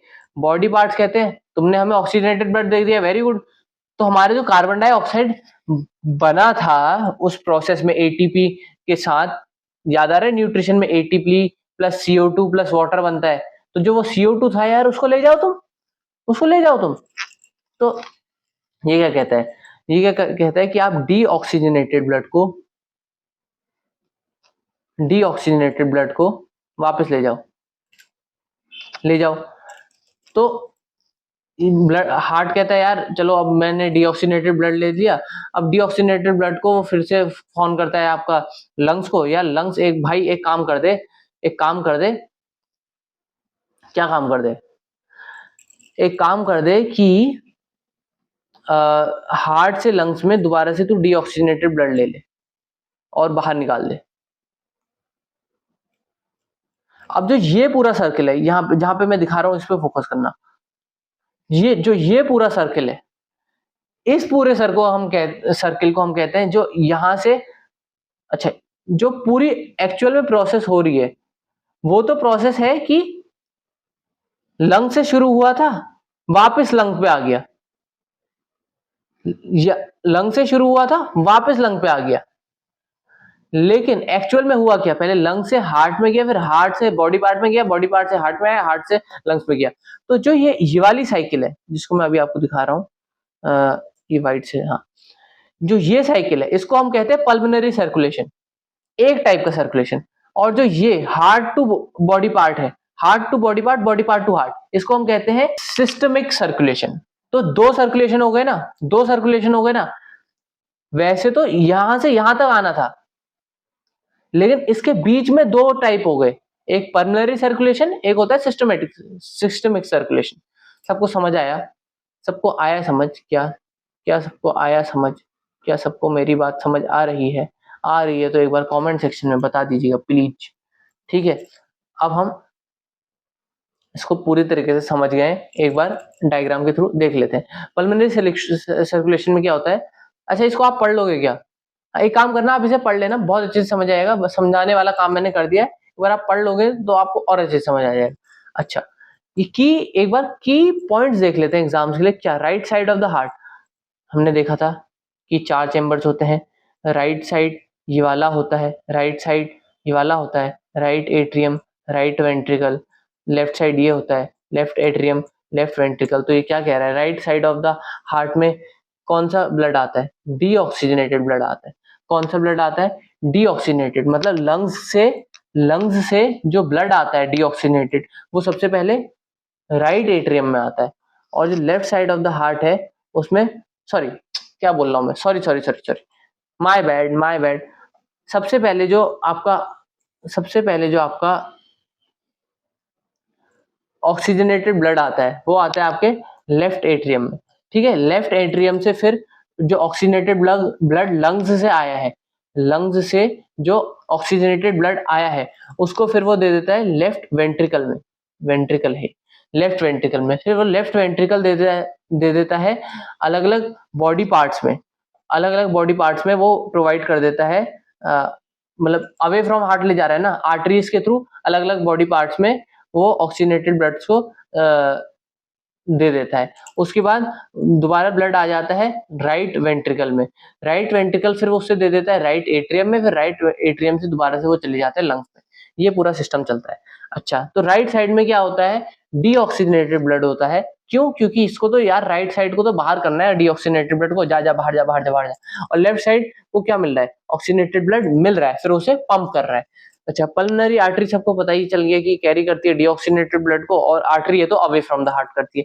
पल्मोनरी वेन क्या करती है, carry oxygenated blood towards the heart. फिर डबल सर्कुलेशन अभी सबको मैंने समझा ही दिया है। आगे बढ़े, बिल्कुल बढ़ो भैया। अच्छा, सबको डिफरेंस पता चल गया है। डिफरेंस क्या क्या है? Circulation of blood between heart and lungs. Pulmonary circulation में हमने देखा था, पल्मोनरी सर्कुलेशन में देखा था हमने हार्ट और लंग के बीच में, हार्ट और लंग के बीच में क्या हो रहा था? सर्कुलेशन हो रहा था। और सिस्टमिक सर्कुलेशन में क्या हो रहा था? Circulation between heart and rest of the body. ठीक है। ब्लड कैरी कैसे होता है? पल्मोनरी सर्कुलेशन में carries deoxygenated blood from right ventricle lungs and return oxygenated blood to left atrium. जो अभी ऊपर समझाया ना, वही है, यहाँ पे भी सेम है।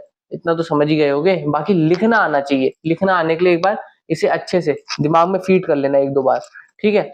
मेन वेसल्स क्या होती हैं पल्मोनरी सर्कुलेशन में? पल्मोनरी आर्टरी करती है हार्ट से लंग्स की ओर, और पल्मोनरी वेन करती है लंग से हार्ट की ओर। वेन का काम है ना, कितनी बार बोलूं, वेन का काम है टुवर्ड्स हार्ट और आर्टरी का काम है अवे फ्रॉम द हार्ट। और यहाँ पे मेन वेसल्स क्या होती है सिस्टमिक सर्कुलेशन में?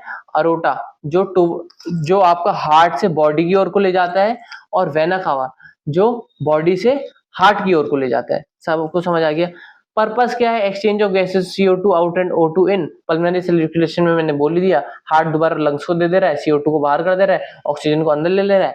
और यहाँ पे सिस्टम में क्या हो रहा है? ऑक्सीजन अलग अलग बॉडी पार्ट्स में दे दिया जा रहा है और CO2 को वहां से निकाल लिया जा रहा है। ये सबको छोटे से फॉर्म में मैंने बता ही दिया। Pulmonary circulation heart to lung, systemic circulation heart to body. इतनी बार बता दिया, अब कोई कंफ्यूजन नहीं होना चाहिए, क्योंकि क्वेश्चन आता है भाई, आता है।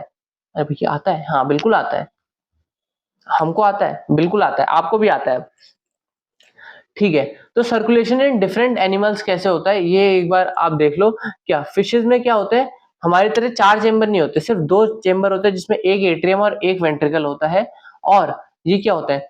कोल्ड ब्लडेड एनिमल्स होते हैं। क्या होते हैं? कोल्ड ब्लडेड एनिमल्स होते हैं। कोल्ड ब्लडेड एनिमल्स का क्या मतलब है भैया? इसका मतलब है जैसे मैं हूं, मैं एक वार्म ब्लडेड एनिमल हूं। क्यों? देख यार, एसी चला रखा है मैंने ऊपर। एसी अगर मैंने चला रखा है, अगर मैं एसी के टेम्परेचर को 18 डिग्री सेल्सियस पे भी ले जाऊं, 18 डिग्री सेल्सियस पे भी ले जाऊं, तो क्या मेरा ह्यूमन टेम्परेचर जो होता है कितना होता है बताना? 35 डिग्री सेल्सियस होता है, 36 डिग्री सेल्सियस कितना होता है बताना? तो जो हमारा ह्यूमन बॉडी का टेम्परेचर है वो थोड़ी चेंज हो जाएगा, वो अपने एटमॉस्फेयर के हिसाब से अपने आप को मैच कर लेगा। अगर 50 डिग्री टेम्परेचर भी हो रहा है राजस्थान का, दिल्ली का, और मैं वहां चला गया हूं, है ना, तो वो 50 डिग्री में भी मेरी बॉडी क्या करेगी? 36, 35, 34 टेम्परेचर को मेंटेन करके रखेगी। इसलिए मैं हूं वार्म ब्लडेड एनिमल। लेकिन जो अपने टेम्परेचर को बाहर के टेम्परेचर के हिसाब से चलने देते हैं वो होता है कोल्ड ब्लडेड एनिमल्स। तो फिश क्या है? कोल्ड ब्लडेड एनिमल है। और फिश में क्या होता है? सिंगल सर्कुलेशन होता है। क्या? सिंगल सर्कुलेशन होता है। हार्ट से गिल, गिल से बॉडी, बॉडी से हार्ट, एक ही सर्कुलेशन होता है। फिर एम्फीबियंस, एम्फीबियंस में क्या होता है? 3 चेंबर्स होते हैं, दो एट्रियम और एक वेंट्रिकल। और यहाँ पे भी क्या होता है? डबल सर्कुलेशन होता है, लेकिन इनकम्प्लीट होता है। और ये भी क्या होता है? कोल्ड ब्लडेड एनिमल्स होते हैं। क्या होते हैं? Cold blooded. रेप्टाइल्स में क्या होता है? रेप्टाइल्स में 3 चेंबर्स होते हैं, 2 एट्रियम और एक वेंट्रिकल विथ पार्शियल सेप्टम। इतना किसी को नहीं जानना है, जो मेन बात है वो फिशेज में 2 चेंबर्स हैं, जो मेन याद रखना है आपको।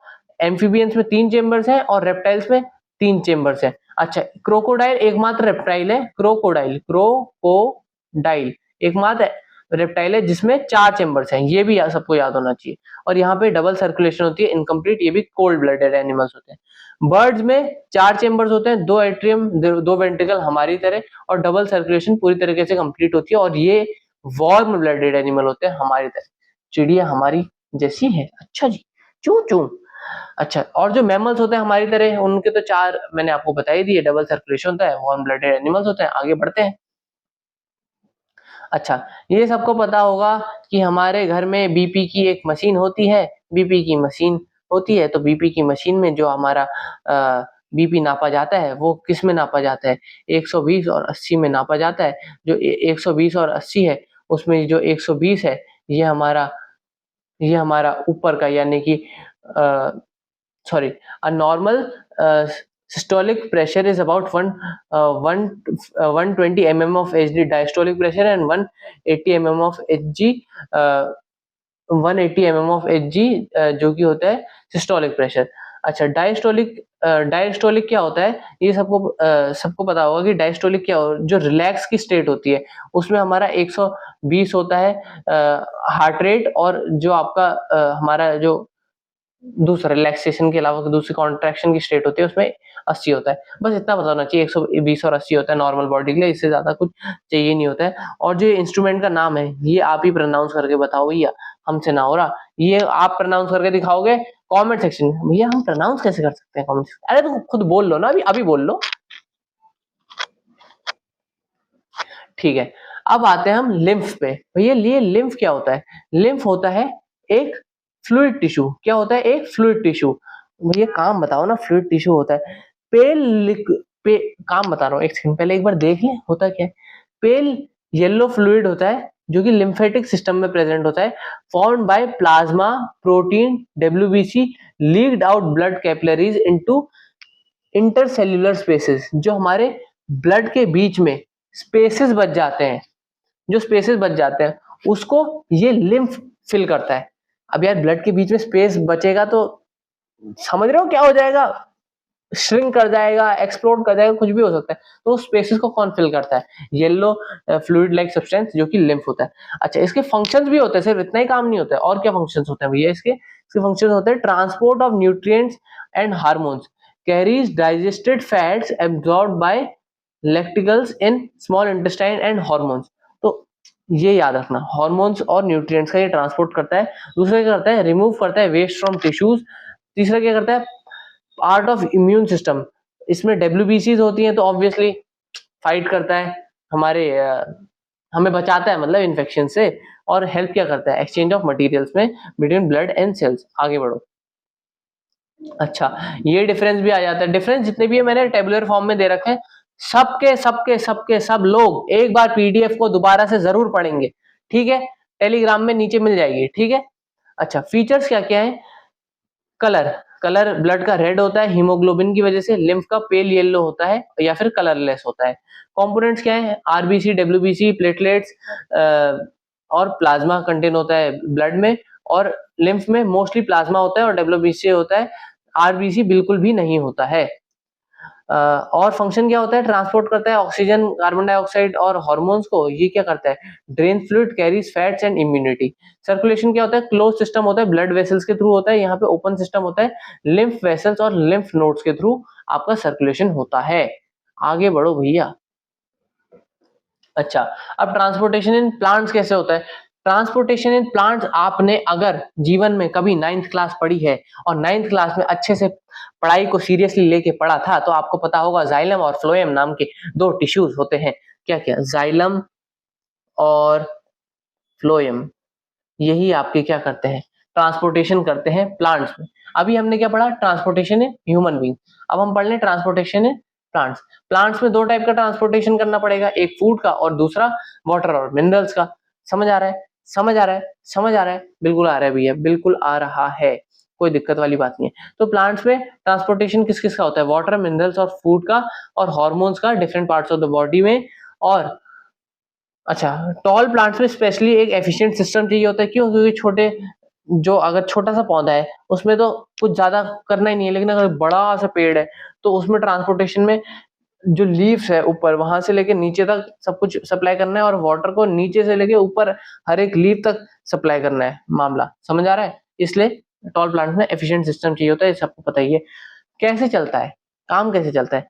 रूट्स अब्सॉर्ब करती है वाटर और मिनरल्स को, फिर रूट हेयर में जाता है वो वाटर और मिनरल्स, फिर रूट के कॉर्टेक्स में जाता है, फिर जाइलम वेसल्स में जाता है। अच्छा, जाइलम वेसल्स क्या करते हैं? वाटर और मिनरल्स का ट्रांसपोर्ट करते हैं। फिर स्टेम में जाता है, फिर लीव्स में जाता है। अच्छा, ड्राइविंग फोर्स क्या होता है? हो कैसे जाता है ये मतलब समझ रहे हो ना, पानी नीचे से ऊपर को जा रहा है, कैसे चले जा रहा है? ट्रांसपिरेशनल पुल होता है। ट्रांसपिरेशन सबको पता है। ट्रांसपिरेशन जो वो पत्ती से क्या कहते हैं, वाटर वेपर्स ऊपर को चले जाते हैं। याद आ रहा है कुछ? याद आ रहा है? वाटर वेपर्स सनलाइट के प्रेजेंस में लीफ से बाहर की ओर को चले जाते हैं, तो जो वो ट्रांसपिरेशनल पुल है प्लस रूट्स नीचे से प्रेशर मारते हैं, रूट का प्रेशर होता है, और अडहेशन एंड कोहेशन ऑफ वाटर होता है, तो करके जाता है। तो इसकी वजह से क्या है, पानी पहुंच जाता है अलग अलग बॉडी पार्ट्स में। पानी और मिनरल्स ऑब्वियसली उनको तो ग्रेविटी के अगेंस्ट काम करना है ना, तो वही ड्राइविंग फोर्स क्या हो गया, जो ग्रेविटी के अगेंस्ट काम करेगी, वो कौन कौन से हो जाते हैं आपका, ट्रांसपिरेशनल पुल, रूट प्रेशर और adhesion and cohesion of water. सबको याद रहेगा, बिल्कुल याद रहेगा भैया। अच्छा, तो ट्रांसपोर्ट ऑफ वाटर और मिनरल्स जाइलम के थ्रू होता है। ये किससे बने होते हैं इतना याद करने की जरूरत नहीं है। और ट्रांसपोर्ट ऑफ फूड होता है फ्लोएम की मदद से। फ्लोएम की मदद से, फ्लोएम क्या करता है, जैसे जाइलम क्या है, खाली यूनिडायरेक्शनल है, वो खाली ऊपर की ओर को पहुंचा रहा है वाटर और मिनरल्स को, लेकिन फ्लोएम को क्या करना है, ऊपर भी पहुंचाना है, नीचे भी पहुंचाना है। तो ये बाय डायरेक्शनल होता है। क्या होता है, बाय डायरेक्शनल। ठीक है, तो डन बाय फ्लोएम किससे बना होता है इसे जानने की जरूरत नहीं है। फूड मेनली सुक्रोज को क्या करता है, मेड इन लीव्स, क्लोरोफिल वगैरह में बनता है स्टोमेटा में, उसके बाद उसको ट्रांसपोर्ट करता है और स्टोर करता है बाद के काम के लिए, और रूट, स्टेम्स, फ्रूट्स इस सब तक पहुंचाता है। और this process is called translocation. जो वो फ्रूट को पहुंचा रहा है इधर उधर, उसको हम ट्रांसलोकेशन कहते हैं। और इसके लिए, इसको पहुंचाने के लिए इसको एनर्जी की जरूरत होती है in the form of ATP. आगे बढ़ो भैया। अच्छा, ये दोबारा से कंपैरिजन आता ही है, जो जो कंपैरिजन आता है मैंने आपको बता दिया, टेबुलर फॉर्म में दे रखे हैं, आपको पढ़ने हैं। फंक्शन क्या है, जाइलम ट्रांसपोर्ट करता है वाटर और मिनरल को, फ्लोएम ट्रांसपोर्ट करता है फूड को। डायरेक्शन क्या है, ओनली अपवर्ड यूनिडायरेक्शनल, ये बाय डायरेक्शनल। एटीपी की रिक्वायरमेंट होती है, नहीं। एटीपी की रिक्वायरमेंट होती है, बिल्कुल हाँ। मेन कंपोनेंट्स क्या होते हैं, वेसल्स, ट्रेचेड्स, जाइलम फाइबर्स। मतलब 2-3 याद रख लेना यार, बहुत ज्यादा पूछते नहीं है, ये 3 पॉइंट भी याद रखोगे तो चल जाएगा। फॉर सेफर साइड इनको भी याद रख लेना, कंपेनियन सेल्स और पेलेनकाइमा, ये ज्यादातर क्योंकि 9th का पार्ट है ना। ठीक है, अच्छा, अब जो की टर्म ट्रांसपिरेशन यहाँ पे पढ़ा आपने, वो ट्रांसपिरेशन क्या है, loss of water vapour through stomata, जो मैंने आपको स्टार्टिंग में भी बताया था लेक्चर के। Loss of water vapour through stomata helps in cooling of leaves और मेंटेनिंग वाटर फ्लो, ट्रांसपिरेशनल पुल, जो अभी ऊपर बताया। बात खत्म यार। अब ट्रांसपोर्टेशन भी खत्म हो गया है भैया, और ये हैं आपके 5 मोस्ट इंपॉर्टेंट क्वेश्चंस जिसको आपको करना है प्लीज। अच्छा, अब आते हैं हम एक्सक्रीशन पे। एक्सक्रीशन क्या कहता है, एक्सक्रीशन कहता है कि मैं इजेशन नहीं हूं। एक्सक्रीशन कहता है कि मैं इजेशन नहीं हूं। इजेशन में पीओ डबल टी वाई करते हैं, सीधा सिर्फ और सिर्फ PO double T why he egestion होता है, लेकिन मैं अलग हूं। आई एम डिफरेंट कहता है। अच्छा, आई एम डिफरेंट तो भाई है क्या तू? एक्सक्रीशन कह रहा है कि मैं हूं the biological process in which the removal of harmful metabolic waste from body is called excretion. तो जो मेटाबॉलिक वेस्ट होता है उसको उसको बाहर करना बॉडी से, उसको हम एक्सक्रीशन कहते हैं। मेटाबॉलिक वेस्ट कौन कौन सा होता है, यूरिया जो हमारे यूरिन के थ्रू निकलता है, uric acid, ammonia, CO2, carbon dioxide भी तो है थी ना अंदर, उसको जो एक्सेस में बच गई थी उसको भी बाहर करना है, और एक्सेसिव वाटर इसको भी बाहर करना है। समझ आ रहा है? तो ये होता किसके थ्रू है, ये होता है हमारे किडनी के थ्रू। तो किडनी मतलब पूरा आपका जो ये आपका एक्सक्रीटरी सिस्टम है, एक्सक्रीटरी सिस्टम है, इसके थ्रू। एक्सक्रीटरी सिस्टम में क्या क्या आ जाते हैं, एक्सक्रीटरी सिस्टम में आ जाता है kidney, gall, urinary bladder, urethra और यूरेटर। सबके अपने अपने काम है। किडनी का क्या काम है, यहीं पे लिख दिया है मैंने, कोई दिक्कत नहीं है, यहीं पे लिख दिया है। किडनी देखो, जो आपकी किडनी होती है वो बिल्कुल किडनी बीन, जो आपकी राजमा खाइए कभी, राजमा की तरह दिखती है, ऐसी राजमा की तरह। और दो किडनी होती है। और अगर किसी की किडनी नहीं करती है प्रॉपरली, अगर किडनी किसी की फंक्शन नहीं करती है प्रॉपरली, तो उसको क्या करना पड़ता है, हमको उसको एक्सटर्नली डायलिसिस कराना पड़ता है। क्या करना पड़ता है, एक्सटर्नली डायलिसिस कराना पड़ता है। क्यों? क्योंकि बिना किडनी के हमारा जो वेस्ट प्रोडक्ट है वो ही बाहर नहीं जाएगा, तो हम धीरे धीरे मर जाएंगे चचा, मर जाएंगे। ठीक है, तो किडनी का काम क्या होता है, produce urine and water balance. Urine ही नहीं होगी किडनी अगर अच्छे से आप काम नहीं कर रही, और अगर होगी तो बहुत ज्यादा हो जाएगी। और मतलब यूरिन आपका अगर होगी भी तो प्रॉपरली सारा मेटाबॉलिक वेस्ट बाहर नहीं डाल, मतलब बॉडी से बाहर नहीं डाल पाएगी। क्यों? क्यों नहीं डाल पा रही है? क्योंकि किडनी अच्छे से काम नहीं कर रही है। तो क्या करता है, इसका काम क्या होता है, प्रोड्यूसेस यूरिन और वाटर बैलेंस। और फिर आपका जो यूरिनरी ब्लैडर होता है उसका क्या काम होता है, टेम्पररी स्टोरेज ऑफ यूरिन। जो आप कहते हो ना मैंने सुसु रोक ली, जैसे मान लो आप जा रहे हो, जैसे मैं मान लो जा रहा हूँ दिल्ली से जा रहा हूँ मैं आपका नैनीताल तक, ठीक है, तो 6-7 घंटे का रास्ता है, तो मैं कह रहा हूँ यार बीच में मेरे को कहीं पे टॉयलेट करने का मौका ही नहीं मिला और मेरे को 4 घंटे बाद टॉयलेट लगी, वो मतलब toilet in the sense urine आ रही थी, ठीक है। तो यूरिन आने के बाद मैंने वो जो 2 घंटा रोक के रखा, वो कैसे रोक के रखा, वो गॉल ब्लैडर क्यों कह रहा हूँ मैं, यूरिनरी ब्लैडर ने उसको रोक के रखा, क्योंकि उसने वहां पे थोड़ी देर टेम्पररी उसे स्टोर कर लिया। लेकिन इसका बहुत ज्यादा मिसयूज नहीं करना चाहिए। बहुत ज्यादा अगर आप रोक के रखोगे यूरिन को तो आपके यूरिनरी ब्लैडर में दिक्कत आ सकती है। तो ऑब्वियसली फिर दिक्कत है, दिखाते रहो फिर डॉक्टर को। अच्छा, फिर यूरेथ्रा। यूरेथ्रा से पहले यूरेटर का क्या काम है देख लेते हैं। यूरेटर ये देख रहे हो, ये है यूरेटर, और अच्छे से दिखाऊं, ये है यूरेटर, ये यूरेटर क्या करते हैं, ट्रांसपोर्ट करते हैं यूरिन को टुवर्ड्स यूरिनरी ब्लैडर। किडनी से यूरिनरी ब्लैडर तक जो यूरिन को ट्रांसफर करते हैं वो क्या कौन करते हैं, आपके यूरिनरी ब्लैडर। फिर यूरिनरी ब्लैडर के बाद यूरिन आ जाती है यूरेथ्रा में। यूरेथ्रा क्या करता है, ट्रांसपोर्ट करता है यूरिन को आउट ऑफ द बॉडी, तो यहाँ पे काम हो गया समाप्त। अब आगे बता दो भैया थोड़ा सा और। अब आगे नेफ्रॉन। नेफ्रॉन क्या होते हैं, जो अंदर टिश्यू प्रेजेंट है, उसी को आप नेफ्रॉन कहते हो। अभी अच्छे से समझाता हूँ। हाँ तो यार नेफ्रॉन क्या थे, नेफ्रॉन थे आपके जो बेसिक फिल्ट्रेशन यूनिट्स हैं किडनी में, वो अलग अलग होती हैं। तो नेफ्रॉन उन्हीं में से बहुत सारे मिलियंस ऑफ नेफ्रॉन्स प्रेजेंट होते हैं किडनी के अंदर, जो कि बेसिक फिल्ट्रेशन यूनिट है। और उनसे क्या होता है, अरे क्या होता है, फिल्ट्रेशन ऑफ ब्लड होता है, फिल्ट्रेशन ऑफ यूरिन होता है, मतलब ये होता है। अब बेसिकली इसका डायग्राम देखो आप, असली बात इस डायग्राम में। अब इस डायग्राम में सब घुचड़ मुचड़ दिख रहा होगा तुम्हें। घुचड़ मुचड़ को छोड़ो, ये जो लाल और ब्लू दिख रही है ना तुम्हें, इसको एक बार के लिए भूल जाओ। क्यों भूल जाओ, क्योंकि ये क्या है, ये आपकी ब्लड कैपिलरीज हैं। इनका पार्ट अभी हम देखेंगे। मेन पार्ट जो है वो है आपका किसका, मेन पार्ट जो है वो आपका ये येलो वाले पार्ट का। येलो वाले पार्ट पे फोकस करो अभी, सिर्फ और सिर्फ येलो वाले पार्ट का क्या काम है भैया, उसको मैं आपको बता रहा हूँ, ठीक है। इसको पहले येलो कर लो, ठीक है। तो ये येलो पार्ट का क्या काम है, ये जो सबसे पहले ये पार्ट जो आपको दिख रहा है, ये पार्ट, इसको हम क्या कहते हैं, बोमन्स कैप्सूल। और बाकी चीजों को हटाओ, ये जो सिर्फ ये येलो पार्ट, ये बोमन्स कैप्सूल के बाद आगे को निकल रहा है। शिट, क्या किया मैंने, हाँ, ये जो येलो पार्ट सिर्फ बोमन्स कैप्सूल के बाद आगे को निकल रहा है, ये जो घुचड़ मुचड़ है येलो पार्ट, इसको हम कहते हैं टेबुलर पार्ट ऑफ नेफ्रॉन। क्या कहते हैं, टेबुलर पार्ट ऑफ नेफ्रॉन। फिर उसके बाद जाके ये बड़ी सी लंबी सी डक्ट बन गई, इसको क्या कहते हैं हम, कलेक्टिंग डक्ट। क्या कहते हैं, कलेक्टिंग डक्ट।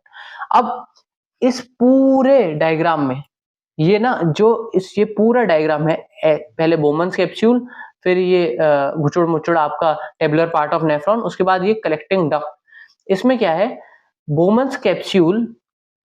अच्छा, अब इसी के बीच में क्या है ना, इसी के बीच में जो आपकी ये कैपिलरीज हैं, ये लगी हुई हैं, कैपिलरीज लगी हुई हैं, ब्लड कैपिलरीज।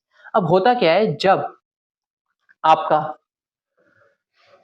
आपका जो ब्लड है वो आपका फिल्ट्रेशन के लिए आता है यहाँ पे, ये ले लूं, हाँ, ये जो आपका ब्लड फिल्ट्रेशन के लिए आया यहाँ पे, और वो फिल्ट्रेशन के लिए आया बोमन्स कैप्सूल पे, तो वहां पे बोमन्स कैप्सूल पे क्या हुआ, ग्लो, यहाँ पे जो ये साइड में दिख रहा होगा आपको, रुक जाओ मैं आपको इरेज करके दिखाता हूँ। ये जो पार्ट है, ये जो आपको पार्ट दिख रहा है, ये है आपका ग्लोमेरुलस। ग्लोमेरुलस क्या करता है, जो काम का पार्ट नहीं है, जो हमारे काम का नहीं है, उसको फिल्ट्रेशन करके ये येलो पार्ट में भेज देता है टेबुलर फॉर्म में। अच्छा, तो जो ग्लोमेरुलस होता है वो क्या करता है, फिल्ट्रेशन के थ्रू ये जो येलो टेबुलर फॉर्म है इसमें डाल के फिर कलेक्टिंग डक्ट के थ्रू यूरेटर, फिर यूरिनरी ब्लैडर, और फिर आगे उसको क्या करता है, फिल्ट्रेट कर देता है और बाहर निकलवा देता है। लेकिन बीच में क्या है, बीच में ये जो ब्लड कैपिलरीज इसमें घुसुड़ मुचुड़ में यहाँ पे फंसी हुई हैं, ये क्या करती हैं, जो इंपॉर्टेंट पार्ट थोड़ा सा फिल्टर होके ग्लोमेरुलस ज्यादा फिल्टर कर दिया ग्लोमेरुलस ने, तो जो काम का पार्ट है उसको ये ब्लड कैपिलरीज क्या करती है, दोबारा अलग अलग बॉडी पार्ट्स में लाती है। मतलब ये बार बार प्रोसेस चलते रहता है। तो जो भी सिर्फ बेकार का सब्सटेंस है, जो आपका मेटाबॉलिक वेस्ट बिल्कुल बेकार का है, वही आपका क्या करता है, पहले बोमन्स कैप्सूल, फिर टेबुलर पार्ट ऑफ नेफ्रॉन, फिर उसके बाद जाके कलेक्टिंग डक्ट के थ्रू बाहर जाता है। जाता कैसे, कलेक्टिंग डक्ट, फिर यूरिन, फिर यूरेटर, फिर यूरिनरी ब्लैडर, फिर यूरेथ्रा, फिर जाता है वो आपका बाहर। ठीक है, अब इसमें जो यहाँ पे हो रहा है ब्लड कैपिलरीज के थ्रू, वो क्या हो रहा है, सिलेक्टिव रीअब्जॉर्प्शन एंड सिक्रीशन। वो जो सिलेक्टिव रीअब्जॉर्प्शन है, मतलब जो काम की चीज दोबारा थी उसको वो वापस ले जा रहा है, और बाकी चीजों को वो फिल्टर करने के लिए दोबारा से कहाँ पे, कलेक्टिंग डक्ट में भेज दे रहा है। ठीक है, नेफ्रॉन समझ आ गया।